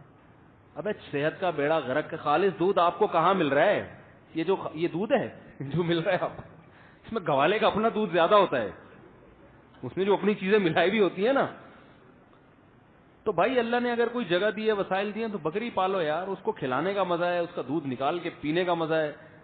لیکن نہیں جی, پرسنالٹی ہماری ایک شخصیت ہے, تو ٹھیک ہے مرو پھر جاؤ قبر میں مر کے. پرسنالٹی شخصیت, ہم تو پالتے ہیں بکری, بڑا مزہ آتا ہے. مرغیاں بھی پالی ہوئی ہیں, انڈے کھاؤ, اس کے مزہ ہی اور ہے, دیسی انڈے کا ٹیسٹ ہی الگ ہے. تو خیر پھر جناب اس کے بعد جو بھی ہے, ہاں ٹینشن ہوتی ہے گھر میں جانے کے بعد, وہ ہر مسلمان کو ہوتی ہے. وہ تو گھر کے مسائل تو چلتے ہی ہے نا, آج فلاں بچے کو یہ ہو گیا, تو آج فلاں کی بیماری, آج فلاں کی یہ آ گیا, فلاں کا یہ تو ہر گھر میں. اور یہ ٹینشن ہم یہ سوچ کے انجوائے کرتے ہیں کہ یار اگر دنیا میں کوئی ٹینشن نہ ہو نا تو پھر سکون کا مزہ بھی نہیں ہے. تھکتا ہے تو سکون ملتا ہے نا. یہ اللہ نے انسان کو جو کچھ ٹینشنیں دی ہیں, یہ اگر بالکل ختم ہو جائے نا, بالکل بے فکرہ ہو جائے, تو یہ خود ایک بہت بڑی ٹینشن ہے. کوئی نہ کوئی ٹینشن پھلترو کی طرح چپکی بھی ہونی چاہیے آپ کے ساتھ. ٹینشن لیس ہو گئے نا تو سمجھو کہ دماغی مریض بن جاؤ گے آپ. یہ صحیح بتا دوں آپ کو, کیونکہ پھر انسان خود ٹینشن اپنے لیے پیدا کرنا شروع کر دیتا. جب میں نے اکثر ٹینشن میں وہ لوگ دیکھے جن کی زندگی ٹینشن فری ہوتی ہے, کوئی سرے سے ٹینشن ہی نہیں ہے, تو جب سب کام ہی سیٹ ہو رہے ہیں تو یہی ایک ٹینشن بن جاتی ہے ان کی, بیٹھ کے باولے ہو جاتے ہیں, سٹیا جاتے ہیں وہ. تو ہمارے حضرت کو کی صحت بہت زبردست تھی. آخر عمر میں ہمارے حضرت کو ایک بیماری ہوئی تھی, باڈی میں ہلکا ہلکا پین ہوتا تھا ان کو. حضرت ڈاکٹر بھی تھے, ہومیوپیتھک ڈاکٹر تھے, ایلوپیتھک کتابیں بھی بہت پڑھی تھی. تو حضرت کو پتا تھا یہ درد کیوں ہو رہا ہے اور اس کا علاج کیا ہے, لیکن حضرت علاج نہیں کرتے تھے. فرماتے تھے اللہ نے اتنی اچھی صحت دی ہے, 78 سال کا میں ہو گیا ہوں, تو تھوڑی سی تو ٹینشن ہونی چاہیے نا, تو یہ تھوڑا تھوڑا درد رہنا چاہیے, اس سے صحت کی قدر. کیا خیال ہے؟ جب بیمار ہوتا ہے آدمی, دیکھو گرمیاں ختم ہوتی ہیں, کتنی خوشی ہوتی ہے, اب سردیاں آ رہی ہیں. اگر گرمیاں نہ آئیں تو سردی کی خوشی نہیں ہوگی. پھر جب سردیاں اور ٹینشن والی ہوا کے وہ چلتے ہیں, پھر جب سردیاں جاتی ہیں, گرمی کی پھر لہر آتی ہے, خوشی ہوتی ہے کہ نہیں ہوتی؟ چینجنگ جو ہے نا, چینجنگ انسان کی لائف میں بہت زیادہ ضروری ہے. بھوک لگے گی, ٹینشن ہوگی تو پھر کھانے کا مزہ آئے گا. ہر وقت کھانا ہی میز پہ موجود رہے تو کھانے کا مزہ نہیں. اس لیے صبح ناشتہ کرو, پھر درمیان میں کچھ نہیں کھاؤ. ٹینشن ہونے تو تھوڑی بھوک کی, بھائی لوگ ٹینشن ہی نہیں ہونے دیتے. جیسے آفس میں گئے, چائے میں بسکٹ ڈبو ڈبو کے کھانا شروع کر دی, بھوک ہی نہیں لگنے دے رہے یار. بھوک کی تھوڑی ٹینشن ہوگی تو پھر کھانے کا مزہ آئے گا, اور پھر خاندانی نیند بھی آئے گی. صحیح ہے نا؟ تو اس لیے یہ جو شادیوں کی ٹینشن ہے نا, یہ ہر مسلمان کا فرض ہے کہ یہ پالے. ہر مسلمان کا فرض ہے کہ وہ شادیوں کی ٹینشن پالے, کیونکہ کچھ ہونے کو دنیا میں ہو نا, ٹینشن ہو, اور یہ وہی شارک مچھلی کی طرح وہ پیچھے بھاگے گی آپ کے, تو آپ کیا ہوں گے, ہنسی خوشی زندگی کو. اور اللہ تعالیٰ بھائی ٹینشنوں سے بچا کے رکھیے. تو اللہ کے قبضے میں ہے دل, اللہ چاہے تو دلوں کو پلٹ دے, ٹینشنوں میں ڈال دے. تو اس لیے دنیا سے دل نہ لگاؤ, دنیا کو مسافر خانہ سمجھو, اس کو W11 سمجھو, لٹکے ہوئے ہیں, کوئی مسئلہ نہیں ہے. وہ جو آگے سیٹ پہ بیٹھا ہوا ہے, کوئی ٹینشن کی بات نہیں, اسے سیٹ مل گئی, میں لٹکا ہوا ہوں, آگے جا کے اس نے بھی اتر جانا ہے اور میں نے بھی اترا, اور میرا اترنا آسان ہے لانڈی پہ, اس کو ٹائم لگے گا اترنے میں. تو ڈیفینس کے 1000 بنگلے میں رہ رہا ہے نا, اس کی جان نکلنا آسان نہیں ہے. اس کی ایک ایک اینٹ سے, ایک ایک ٹائل سے روح نکلے گی. یار میں نے وہاں سے فلاں پہاڑوں سے یہ ٹائلیں اسپیشل اپنے واش روم میں لگوانے کے لیے ہے بھائی, اور میں جا رہا ہوں دنیا سے. اتنا سوچے گا نا وہ مرنے سے پہلے, یار یہ کیا ہو رہا ہے, میں نے ابھی بیریئر ٹاؤن میں اتنی ٹینشن سے ابھی گھر بنایا ہے یار, ابھی تو جانے کا کوئی تگ ہی نہیں بنتا یار. غریب آدمی فٹ پاتھ پہ لیٹا لیٹا, بولو وہ کہہ رہے ہیں یار چلو شاید وہاں انجوائے کر لیں کچھ. تو یہی سوچے گا نا, یہاں تو کوئی انجوائے ہو نہیں رہی لائف, شاید کیا ہو جائے وہاں تھوڑی سی انجوائے, نکل لے یار, چلا لے جائے یہاں. تبھی تو چرسی کتنے آرام سے مر جاتا, اب چرسی نہ بن جائے گی.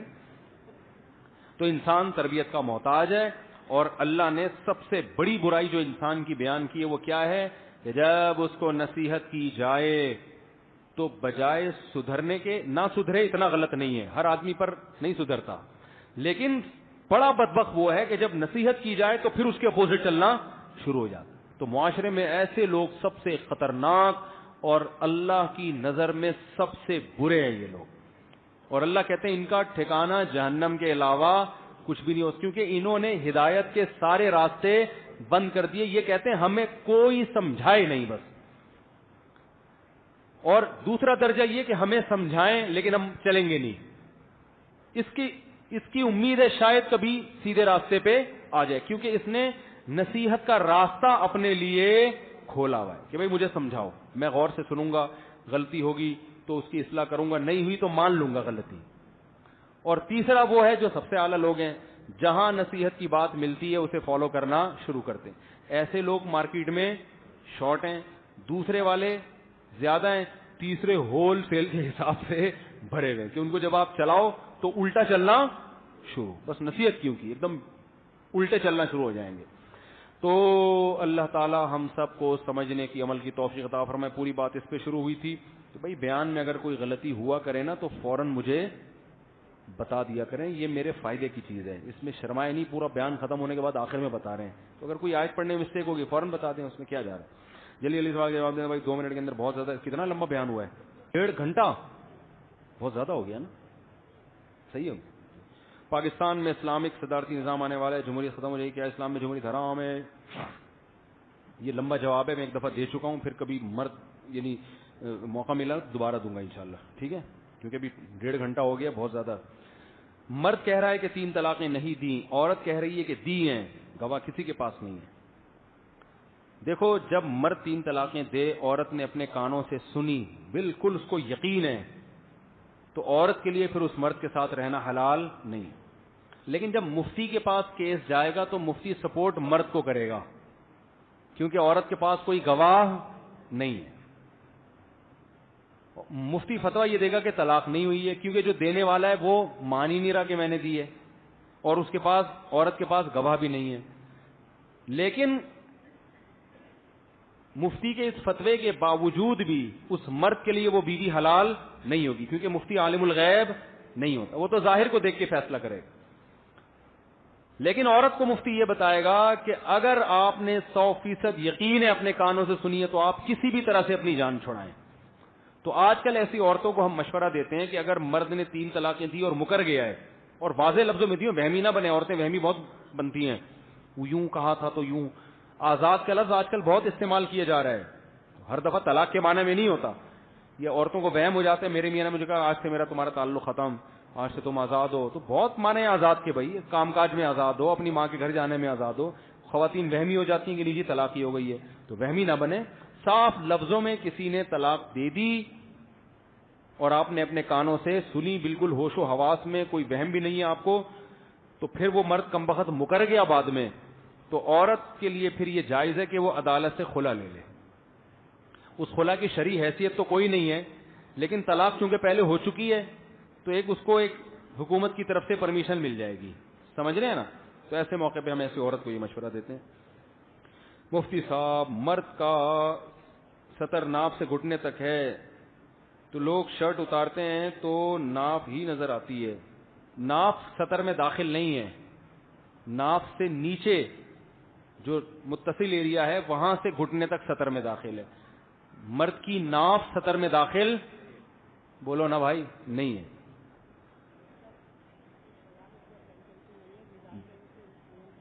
جائز, میزان بینک سے معاملہ جائز ہیں, ہاں گاڑی بھی لے سکتے ہیں. گھر اگر لینا ہو نا قسطوں پہ لے لیا کرو. انویسٹمنٹ اتنے پیسے پھونکنے کی, وہ کرائے میں جو جا رہا ہے تو وہ ادھر چلا جائے گا, پھر سمجھ میں آتا ہے. قسطوں پہ گھر لے رہا ہوں نا پھر ٹھیک ہے. 1.5-2 کروڑ کی کیش رقم کیوں لگا رہے ہو یار کہیں. تو اس لیے میں لوگوں سے کہتا ہوں اگر گھر ذاتی لینا بھی ہے تو اسلامک بینک سے نکلواؤ, قسطوں پہ لو. جو کرائے سے بچ جاؤ گے نا, وہی کرایہ وہاں دے رہے ہو تو وہی وہاں دے دو, تو اس سے گھر بھی اپنا ہو جائے گا اور کرایہ کے اپنے, تو اپنا اپنا محسوس ہو جائے گا, وہ ٹینشن ختم ہو جائے گی. دائز کیوں ہے میزان بینک سے, اس کی میں کئی دفعہ دلائل بتا چکا ہوں. اگر ابھی پھر ٹاپک چھیڑا تو بات لمبی ہو جائے گی, کسی اور موقع پر انشاءاللہ. اسلام کہتا ہے کہ میت پہ لوگوں کو کھانا نہیں کھلانا چاہیے, مگر یہ حدیث میں ہے کہ میت والے گھر میں 3 دن تک چولہا نہیں جلنا چاہیے. تو میت پہ جو لوگ آتے ہیں اکثر دور سے, تو ان کو کھانے کھلانے کا انتظام کیا جائے. جو میت کے گھر دور سے آئیں تعزیت کے لیے, ان کو کھانا کھلایا جا سکتا ہے. ہم تو دعوتوں کے قائل نہیں ہیں کہ میت ہے تو آج تیجا ہے تو آج کھانا چلے گا, لنگر چلے گا, کیونکہ اسلام میں کھانا ولیمے پر ہے. قورمے, بریانی اور یہ کھانے جو ہے نا, یہ کس پر ہیں؟ خوشی کے موقع پر ہے, غم پہ کھانا نہیں ہے. غموں پہ کھانا مجبوری کی حد تک جائز ہے, مجبوری اہل خانہ کو ہے. حدیث میں آتا ہے ان کے میت ہوئی ہے وہ کھانا نہیں پکا سکتے, ظاہر ہے غم میں ہے نا, وہ تھوڑی کہ خربوزے کاٹ رہے ہوں گے ان کے گھر میں اور وہ پراٹھے بن رہے ہوں گے صبح صبح. وہ ان کا میاں مر گیا, وہ کہاں پراٹھے بنائے گی بیچاری بیٹھ کر. تو اس میں شریعت نے حکم دیا جس کا میاں مر گیا تو وہ عورت کا خیال محلے والے کریں, اس کو کھانا 3 دن تک خود کھلائیں, اور 3 دن کے بعد کیا خود پکاؤ. وہ ہو گیا, سب کے مر رہے ہیں, تمہارے بھی مر گیا. کوئی جلدی چلا جاتا ہے, کوئی لیٹ جاتا ہے, اور مارا بھی تو تم نہیں ہے, تمہاری وجہ سے تمہارا, یعنی اگر بالفرض اس کی وجہ سے مرا ہے, ورنہ ایسا ہوتا نہیں ہے. ایک مثال دے رہا ہوں. تو اچھا رپورٹ دیکھو, چھوڑو پھر رپورٹنگ کو میں جاؤں گا, دیر ہو رہی ہے, بیان بہت لمبا ہو گیا اصل میں. تو اب کیا ہے کہ اسی طرح جو دور دراز سے آئے ہیں, اب ان کو ہوٹل میں جانا پڑے گا کھانا کھانے کے لیے, وہ بھی غمزدہ ہیں, تو ان کو بھی کھلا دینے میں کوئی حرج نہیں. باقی محلے والے کیوں کھا رہے ہیں وہاں پہ؟ اب ظاہر ہے وہ جب کھلائیں گے تو دیگ ہی بنے گی نا, جب اتنے سارے لوگ کھائیں گے تو دیگ ہی بنے گی نا, تو دیگ بنانا بھی جائز ہے. لیکن دعوت کے طور پہ یا صدقے کے طور پہ نہ ہو یہ کام, بلکہ ضرورت کی حد تک ہو کہ دور سے لوگ آئے ہیں تو اور کھانے کا ٹائم بھی ہے. اب یہ اپنے گھروں کو, کوئی ملیر سے آیا, کوئی لانڈی سے آیا, کوئی حیدرآباد سے آیا ہے, کھانے کا ٹائم بھی ہے, اور یہ ہیں بھی میت کے رشتے دار, تو اب ان کی خدمت ہماری ذمہ داری ہے. تو محلے پڑوس والوں کو چاہیے کہ ان کے کھانے کا وہ انتظام کریں, خود اس میں شریک نہ ہو. ہوتا یہ کہ سارے محلہ آ کے تمبو لگتا ہے, سب پبلک آ کے کھا رہی ہوتی ہے کہ لنگر ہے, تو یہ میت پہ کھانے تھوڑی ہیں بھائی. اچھا بھائی, ظہر کی 4 مؤکدہ سنت کی آخری رکعت میں سورہ فاتحہ کے بعد سورت ملانا بھول گیا جی, تو سجدہ سہو کرنا پڑے گا. ظہر کی نماز میں 4 سنت کی کیا اہمیت ہے؟ 4 سنتیں مؤکدہ ہیں, ان کو چھوڑنا ٹھیک نہیں ہے. ظہر سے پہلے جو 4 سنتیں کبھی تھکاوٹ بہت زیادہ ہو تو چھوڑ بھی سکتے ہیں, کہ معمول بنانا ٹھیک نہیں ہے. دوسرا, یہ 40 کتب اور 1 ابدال کا کیا مطلب؟ پتہ نہیں کیا مطلب ہے بھائی. مولوی تھانوی رحمہ اللہ سے کسی نے کہا کہ یہ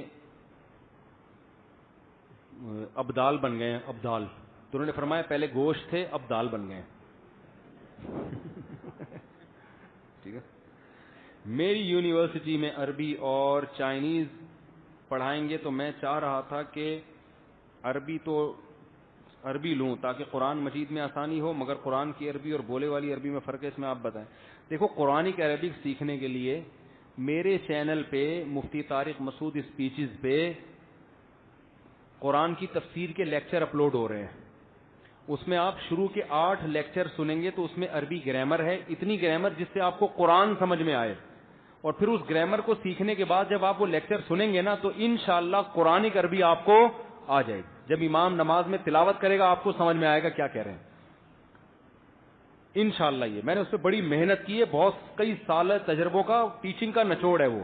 میں نے عربی بہت پڑھائی ہے, مدرسوں میں پڑھائی ہے, عربی گرامر پڑھائی ہے, عربی کتابیں پڑھائی ہیں, پھر تفسیر پڑھائی ہے. تو اس کے بعد میں نے ایک عوام کے لیے نا, ایک پورا یوں سمجھیں کہ ایک تجربے کے بعد وہ سلیبس آپ کو کتابوں میں نہیں ملے گا, کچھ چیزیں کتاب ریٹن فارم میں آتی نہیں ہیں, تو وہ آپ اگر سیکھ لیں گے نا انشاءاللہ قرآن آپ کا حل ہو جائے گا مسئلہ. باقی جو عربی بول رہے ہیں اس کی آپ کو کیا ضرورت ہے, اس کی آپ کو کیا ضرورت ہے؟ سیکھ لیں تو بہت اچھی بات ہے, زبانیں تو جتنی آئیں اچھا ہوتا ہے, لیکن اگر آپ ٹائم کم ہے, مقابلہ سخت ہے, تو پھر اس زبان کو ترجیح دینی چاہیے جس میں فائدہ زیادہ سے زیادہ ہو. تو اس سے میں لوگوں کو کہتا ہوں کہ سب سے پہلے اردو زبان کے بعد انگلش کو ترجیح دو. وہ بین الاقوامی زبان ہے, دنیا میں ہر جگہ کا. آپ امریکہ میں چائنیز سے ملاقات کرو گے, وہ بھی آپ کے ساتھ انگلش میں بات کرنے کی کوشش کرے گا. اسے اپنے ملک میں چائنیز بولتا ہے, باہر جا کے وہ بھی انگلش بولنے پر کیا ہے. جیسے پاکستان میں رہنے کے لیے آپ کو اردو نہیں آتی تو آپ نہیں چل سکتے. ایبٹ آباد ایک ایسا شہر ہے جس میں ہر جگہ کے لوگ آتے ہیں.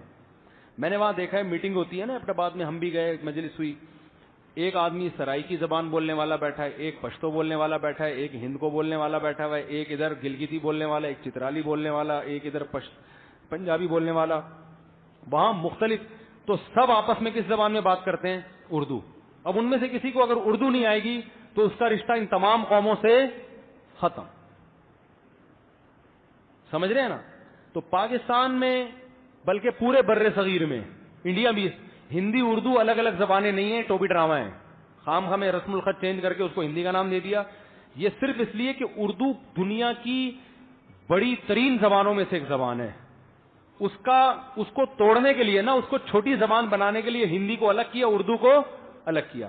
ورنہ یہ ایک ہی زبان ہے, ہندی بھی اور اردو بھی. کیونکہ زبان کی پہچان گرامر سے ہوتی ہے. وکیبس تو ہر زبان میں, ہر یہاں اردو میں کچھ الفاظ مختلف ہوں گے, وہاں کی اردو میں کچھ. تو گرامر جو ہے نا, دیکھو ہندی میں کیا کہتے ہیں, یہ کیا ہے, اس کو کیا بولیں گے, یہ کیا ہے. اردو میں کیا بولیں گے, یہ کیا ہے.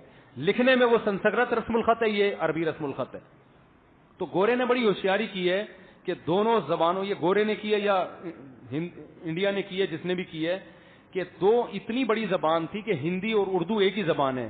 تو اب یہ انگلش کے بعد دنیا کی سب سے بڑی زبان ہوتی ہے, کیونکہ چائنا سے زیادہ آبادی انڈیا, پاکستان, بنگلہ دیش اور برما, ان 4 ملکوں کو ملاؤ گے تو یہ آبادی چائنا سے بڑھ کر, ان چاروں ملکوں میں اردو بولی اور سمجھی جاتی ہے, ٹھیک ٹھاک طریقے سے سمجھی جاتی ہے. میرے جتنے لسنر انڈیا میں ہیں اتنے پاکستان میں نہیں ہیں. اس کا مطلب وہ سمجھ رہے ہیں نا ہماری زبان, حالانکہ وہ تو ہندی بولتے ہیں, ہم تو بیان اردو میں کرتے ہیں. تو یا تو وہ ہندی نہیں, وہ اردو بول رہے ہیں, یا ہم اردو نہیں بلکہ ہم ہندی میں بیان کر رہے ہیں. اس کا مطلب ہے ہم بھی ہندی بول رہے ہیں, وہ بھی ہندی سن رہے ہیں, ہم بھی اردو بول رہے ہیں, وہ بھی اردو سن رہے ہیں. تو یہ ایک ہی زبان ہے, بلا وجہ نام کیا کر دیے ان کے, چینج کر دیے. سمجھ رہے ہو کہ نہیں سمجھ رہے ہو؟ اور یہ انگلش کے بعد دنیا کی دوسری بڑی زبان ہے, کیونکہ چائنا دوسری بڑی, یعنی آبادی کے لحاظ سے کہا جاتا ہے, آبادی کے لحاظ, اور سمجھی جانے والی زبانوں میں بھی انگلش کے بعد سب سے بڑی زبان ہے, کیونکہ دنیا کے ہر خطے میں اردو سمجھی جاتی ہے. ایک آدمی اتنا حیران ہوا, میں نے ایک دفعہ اپنا موبائل فون سننا شروع کیا, ادھر سویڈن سے فون آ رہا ہے, ادھر ناروے سے فون آ رہا ہے, ادھر جاپان سے آ رہا ہے, ادھر انڈیا سے آ رہا ہے, ادھر انڈا موڑ سے آ رہا ہے, ایک فون لانڈی سے آ رہا ہے.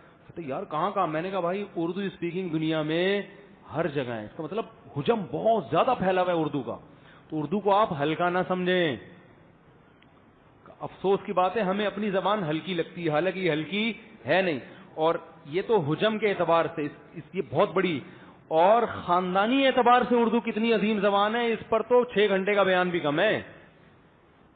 کہ تہذیب کیسے سکھاتی ہے اردو آپ کو, بڑے چھوٹے کا ادب کیسے سکھاتی ہے, اس میں تہذیب کتنی ہے, آپ کے خاندانی ہونے کا ثبوت ہے اردو. تمیز سے اردو بول لو آپ. وہ بول نہیں رہے نا, ماموں گالیاں دے رہے ہیں آج کل, ماحول ایسا بنا دی.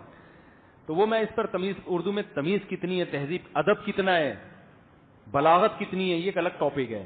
تبھی اردو کے مشاعرے ہوتے ہیں, عربی اور اردو کے ہوتے ہیں. اور کسی بڑی زبان کے آپ نے مشاعرے, آپ نے کبھی سنا گوروں کا مشاعرانہ کلام آیا ہے, شاعرانہ کلام آیا ہے ہی نہیں. گانے ہوتے ہیں ان کے, اس میں ٹھشن ٹھشن ہوگا تھوڑا بہت, ختم. ادب شروع ہوا, وہیں سے بے ادبی شروع. اردو ادب ہے بھائی. شاعروں کو سنا کرو, انڈیا کے شاعروں کو. کیا راحت اندوری کو سنا ہے, انتقال ہو گیا, اللہ مغفرت فرمائے. کیا شاعری ہے بھائی. مرزا غالب کی شاعری سنو, تھوڑی مشکل ہو گئی ہے اب. علامہ اقبال کی شاعری سنو, کیا وہ فریب خوردہ شاہی جو پلا ہو کر گسوں میں, اسے کیا خبر کہ کیا ہے راہ و رسم شاہ بازی. جو شاہین کا بچہ گدھوں میں پل کے بڑا ہوا, اسے کیا پتا کہ شاہین کی پرواز کیا ہوتی ہے. اس کو انگلش میں بتاؤ. اور یہ گورے خود معترف ہیں. میں نے ایک ایسے آدمی سے سنا جو امریکہ میں کئی سال انہوں نے گزارے, پورا امریکہ گھومے, کہتے ہیں جن گوروں نے اردو سیکھی ہے نا وہ کہتے ہیں جو ادب تمیز اردو میں ہے وہ انگلش میں نہیں. انگلش کی اپنی ایک ڈیسنٹ زبان ہے, پڑھا لکھا لگتا ہے آدمی, الفاظ بڑے اچھے ہوتے ہیں اس کے تو, اور بین الاقوامی زبان ہے. پاکستان میں, بر صغیر میں, برما, بنگلہ دیش, ان پورے زبانوں میں جوڑ کا کام اردو دیتی ہے, لیکن دنیا میں جوڑ کا کام کون سی زبان دے گی؟ انگلش. تو اس لیے ہم لوگوں کو مشورہ دیتے ہیں کہ بھائی اردو کے بعد سب سے پہلے آپ نے کس زبان کو فوکس کرنا؟ انگلش. وہ آ جائے پھر چائنیز, جاپانی, فرانسیسی اور باقی بہت ساری زبانیں, جو مرضی سیکھو, میدان کھلا ہے. پھر آپ کا ہدف کیا ہے؟ وہ آپ نے کیا چائنا میں جا کے کیا, معاذ اللہ نہ کرے کتے متے تو نہیں کھانے آپ نے, خدا نخواستہ. اگر ان کو ترغیب دینی ہے کتے کھانا چھوڑ دو تو چائنیز آپ کو سیکھنی پڑے گی, یا ان کے ساتھ بزنس کرنا ہے تو ایک الگ بات. یہاں چائنیز نے اردو سیکھی, ایسی خاندانی اردو بولتے ہیں آپ حیران ہوتے ہیں یار. ایک چائنیز ہے میرا جاننے والا, ادھر صدر میں بیٹھتا ہے, ایسی اردو بولتا ہے آدمی کہتا ہے بھائی تو یار کمال ہے یار. کھاتا وہی ہے عجیب عجیب سے کیکڑے پکڑے, پتہ نہیں کیا کھا رہا ہوگا بیٹھ. میں نے کہا حرکتیں اردو والی نہیں, حرکتیں اردو والی. پینٹ کرنے کے بعد میں نے اپنے اوپر پینٹ کو صاف کیا. دیکھو پینٹ, آئل پینٹ جو ہاتھ پہ لگا رہ جاتا ہے اس سے وضو نہیں ہوتا, کیونکہ اس کے اندر پانی نہیں پہنچتا. اگر کسی نے نماز پڑھ لی تو اسے آئل پینٹ اتار کے اس جگہ کو دھو کے نماز لوٹانی پڑے گی, اس ٹھینر سے اتارے. یہ اس کا ٹاپک میں نے چھوڑ دیا, کوئی فائدہ نہیں ہے. میرے خاندان میں 3 ہفتے میں 3 وفات ہوئی ہیں, جو کہ ایک ہی گھر میں تھے تینوں, اور ان کے گھر والوں نے جب الگ الگ جگہوں سے پتہ کروایا تو انہوں نے کہا آپ کی بہو نے کروایا تھا. ایک گھر میں 3 موتیں ہوئی ہیں, اور جب پتہ کروایا تو سب نے یہی کہا کہ بہو نے کروائے. سب الو کے پٹھے ہیں, جھوٹ بول رہے ہیں, بکواس کر رہے ہیں, خاندانوں میں لڑائی ڈلوا رہے ہیں. ان کے باپ کو بھی نہیں پتا چل سکتا کہ کس نے کیا کروایا. گھروں میں 3 موتیں ہوں, 4 موتیں ہوں, یہ نارمل ہے, ہو جاتی ہیں. بعض اب ایک آدمی مرتا ہے تو غم میں دوسرا بھی پیچھے آ جاتا ہے, تیسرا کہتا ہے چلو پھر میں بھی آ رہا ہوں. میاں بیوی بعض بہت محبت ہوتی ہے, میاں مر جاتا ہے, اب عورت یہ نہیں دیکھتی کہ میں نے ہی مارا ہے, لیکن وہ بھی کہتی ہے چلو. تو یہ نارمل ہے. بعض دفعہ یہ کورونا جو وبا آئی ہوئی ہے نا, اس سے بھی گھروں میں بعض دفعہ 3-3, 4-4 موتیں ہوئی ہیں. اب لوگ مانتے نہیں ہیں کہ کورونا سے مرے ہیں, کیونکہ کورونا کا اثر سے کبھی اٹیک ہو رہا ہے. اب راحت اندھوری کو کورونا تھا, پتہ ہے آپ کو, حالانکہ وہ ہارٹ اٹیک سے انتقال ہوا ہے. اب لوگ کہہ رہے ہیں کورونا سے نہیں ہوا. بھائی کورونا کی وجہ سے اٹیک ہو گیا نا. کورونا کا جو وائرس ہے یہ تو دل پہ بھی حملہ کرتا ہے. تو جس کو پہلے سے بیماری ہے, وہ شوگر کی بیماری میں نے خود دیکھا ہے, ایک صاحب کورونا کے مریض سے شوگر سے انتقال ہوا, لیکن اس شوگر کے پیچھے کیا تھی؟ کورونا کی وبا تھی. تو جو پہلے سے جس میں کوئی ڈیزیز ہوتی ہیں, بیماریاں ہوتی ہیں, تو ڈاکٹر کہتے ہیں ان پہ کورونا کا اٹیک ہوتا ہے. لیکن کورونا ایسا ہوشیار ہے کہ وہ مار دیتا ہے, مگر اپنے ذمے میں کیس نہیں لیتا. وہ کہتے ہیں دیکھو تو اٹیک سے مرا ہے, یہ تو شوگر سے مرا ہے, یہ تو فلاں بیماری سے مرا ہے, اس کو تو پہلے سے ٹی بی تھی. تو یہ کورونا, اسے تو ٹھکنا بدماش ہم اس کو کہتے ہیں, کہ اس پر ایمان لانا بھی آسان کام نہیں ہے, لوگ مان نہیں رہے. تو راحت اندھوری کے ساتھ بھی بڑے بڑے علماء کورونا سے انتقال ہوا, لیکن ان کے مریدین مان نہیں رہے کہ کورونا سے انتقال ہوا ہے, حالانکہ ان کی ہسٹری کے پیچھے وہ کورونا پازیٹو تھا ان کا. اور وہ تو جو دل کے پیشنٹ ہوتے ہیں نا, ان پہ کورونا کا اٹیک بہت, کورونا ان سے ہارٹ اٹیک کرواتا ہے, سمجھ رہے ہیں نا, وہ ہارٹ اٹیک سے کرتا ہے. تو یہ بعض دفعہ گھروں میں ایک کو ہوا, دوسرے کو, تیسرے کو, 2-2, 3-3 جنازے بھی گھروں میں ہوئے ہیں اس سے. تو ایسا بھی ہوتا ہے. تو ہو سکتا ہے اس کے پیچھے ٹیسٹ تو لوگ کروا نہیں رہے ہیں, تو وہ پھر وہی ہوتا ہے کورونا کی. اور پھر کورونا کی علامتیں مختلف ہیں. ہمارے ایک جاننے والے کو بیماری ہوئی, وہ ایک دم سے 1 ہفتے کا ان کی یادداشت چلی گئی, عجیب بھی, حالانکہ زندگی میں کبھی ان کو ایسا نہیں ہوا, بالکل ایب نارمل ہو گئے. وہ 1 ہفتے کے بعد بالکل فٹ فاٹ ہو گئے. تو بعض ڈاکٹروں نے کہا کہ اس بات کا, انہوں نے ٹیسٹ تو نہیں کروایا, لیکن اس بات کا امکان ہے کہ میں کورونا کا اٹیک ہوا تھا, اور وہ 2-4 تھپیڑ لگا کے نکل لیا. تو وہ ہے نا, وہ تو بدماش ہے, وہ کسی پہ بھی کسی طرح سے اثر ہوتا ہے. کسی کا دماغ آؤٹ ہو جاتا ہے, کسی کو ہارٹ اٹیک ہو جاتا ہے, کسی کو سانس کا مسئلہ ہو جاتا ہے. تو یہ چل رہا ہے. تو یہ وبا سے دعا کرے اللہ جلدی جان چھڑائے. لیکن پھر بھی ہمارے ہاں موت کا ریشو اس میں بہت کم ہے. لیکن ایک گھر میں 3 جنازے میں نے خود دیکھے ہیں. اسی محلے میں ایک گھر میں 3 جوان موتیں ہوئی ہیں کورونا کی وجہ سے, اسی محلے میں ہوئی ہیں. میں نے خود جوان لڑکوں کے جنازے پڑھائے جن کا کورونا سے انتقال ہوا ہے. تو پھر بھی ڈرنے کی ضرورت اس لیے نہیں ہے کہ ریشو موت کا بہت کم ہے, بچنے والے الحمدللہ زیادہ ہیں. لیکن عاملوں کے چکر میں نہ پڑیں, وہ بلا وجہ بہو کی بدگمانی آپ کے دل میں پھیلائیں گے. معصوم عورت ہوگی, اس پہ جب بھی آپ کی 2 بیویاں ہیں نا, آپ عامل سے پوچھو گے نا ایک بیمار ہوگی تو عامل کہے گا سوکن نے کروایا یہ, اور لوگ یقین کر لیتے ہیں. تو اس لیے ان چکروں میں نہ پڑیں. بے گناہ بہو ہے بیچاری, اس کو خام خام میں بدنام نہ کریں, اور یہ عاملوں کے چکر میں نہ پڑیں. یہ گھروں میں لڑوانے کے علاوہ ان کا کوئی کام. اور یہ یاد رکھو, جن مسلط ہو جاتا ہے بعض وہ بولتا ہے اس نے کروایا ہے, پھر بھی نہیں ہوتا, وہ جھوٹ بولتا ہے. بہت لمبا بیان ہو گیا, اللہ تعالیٰ سمجھنے کی عمل کی توفیق ہم سب کو عطا فرمائے. آئندہ تھوڑا اس کو مختصر کر دیں گے دورانیے کو, میں خود بھی تھک جاتا ہوں یار.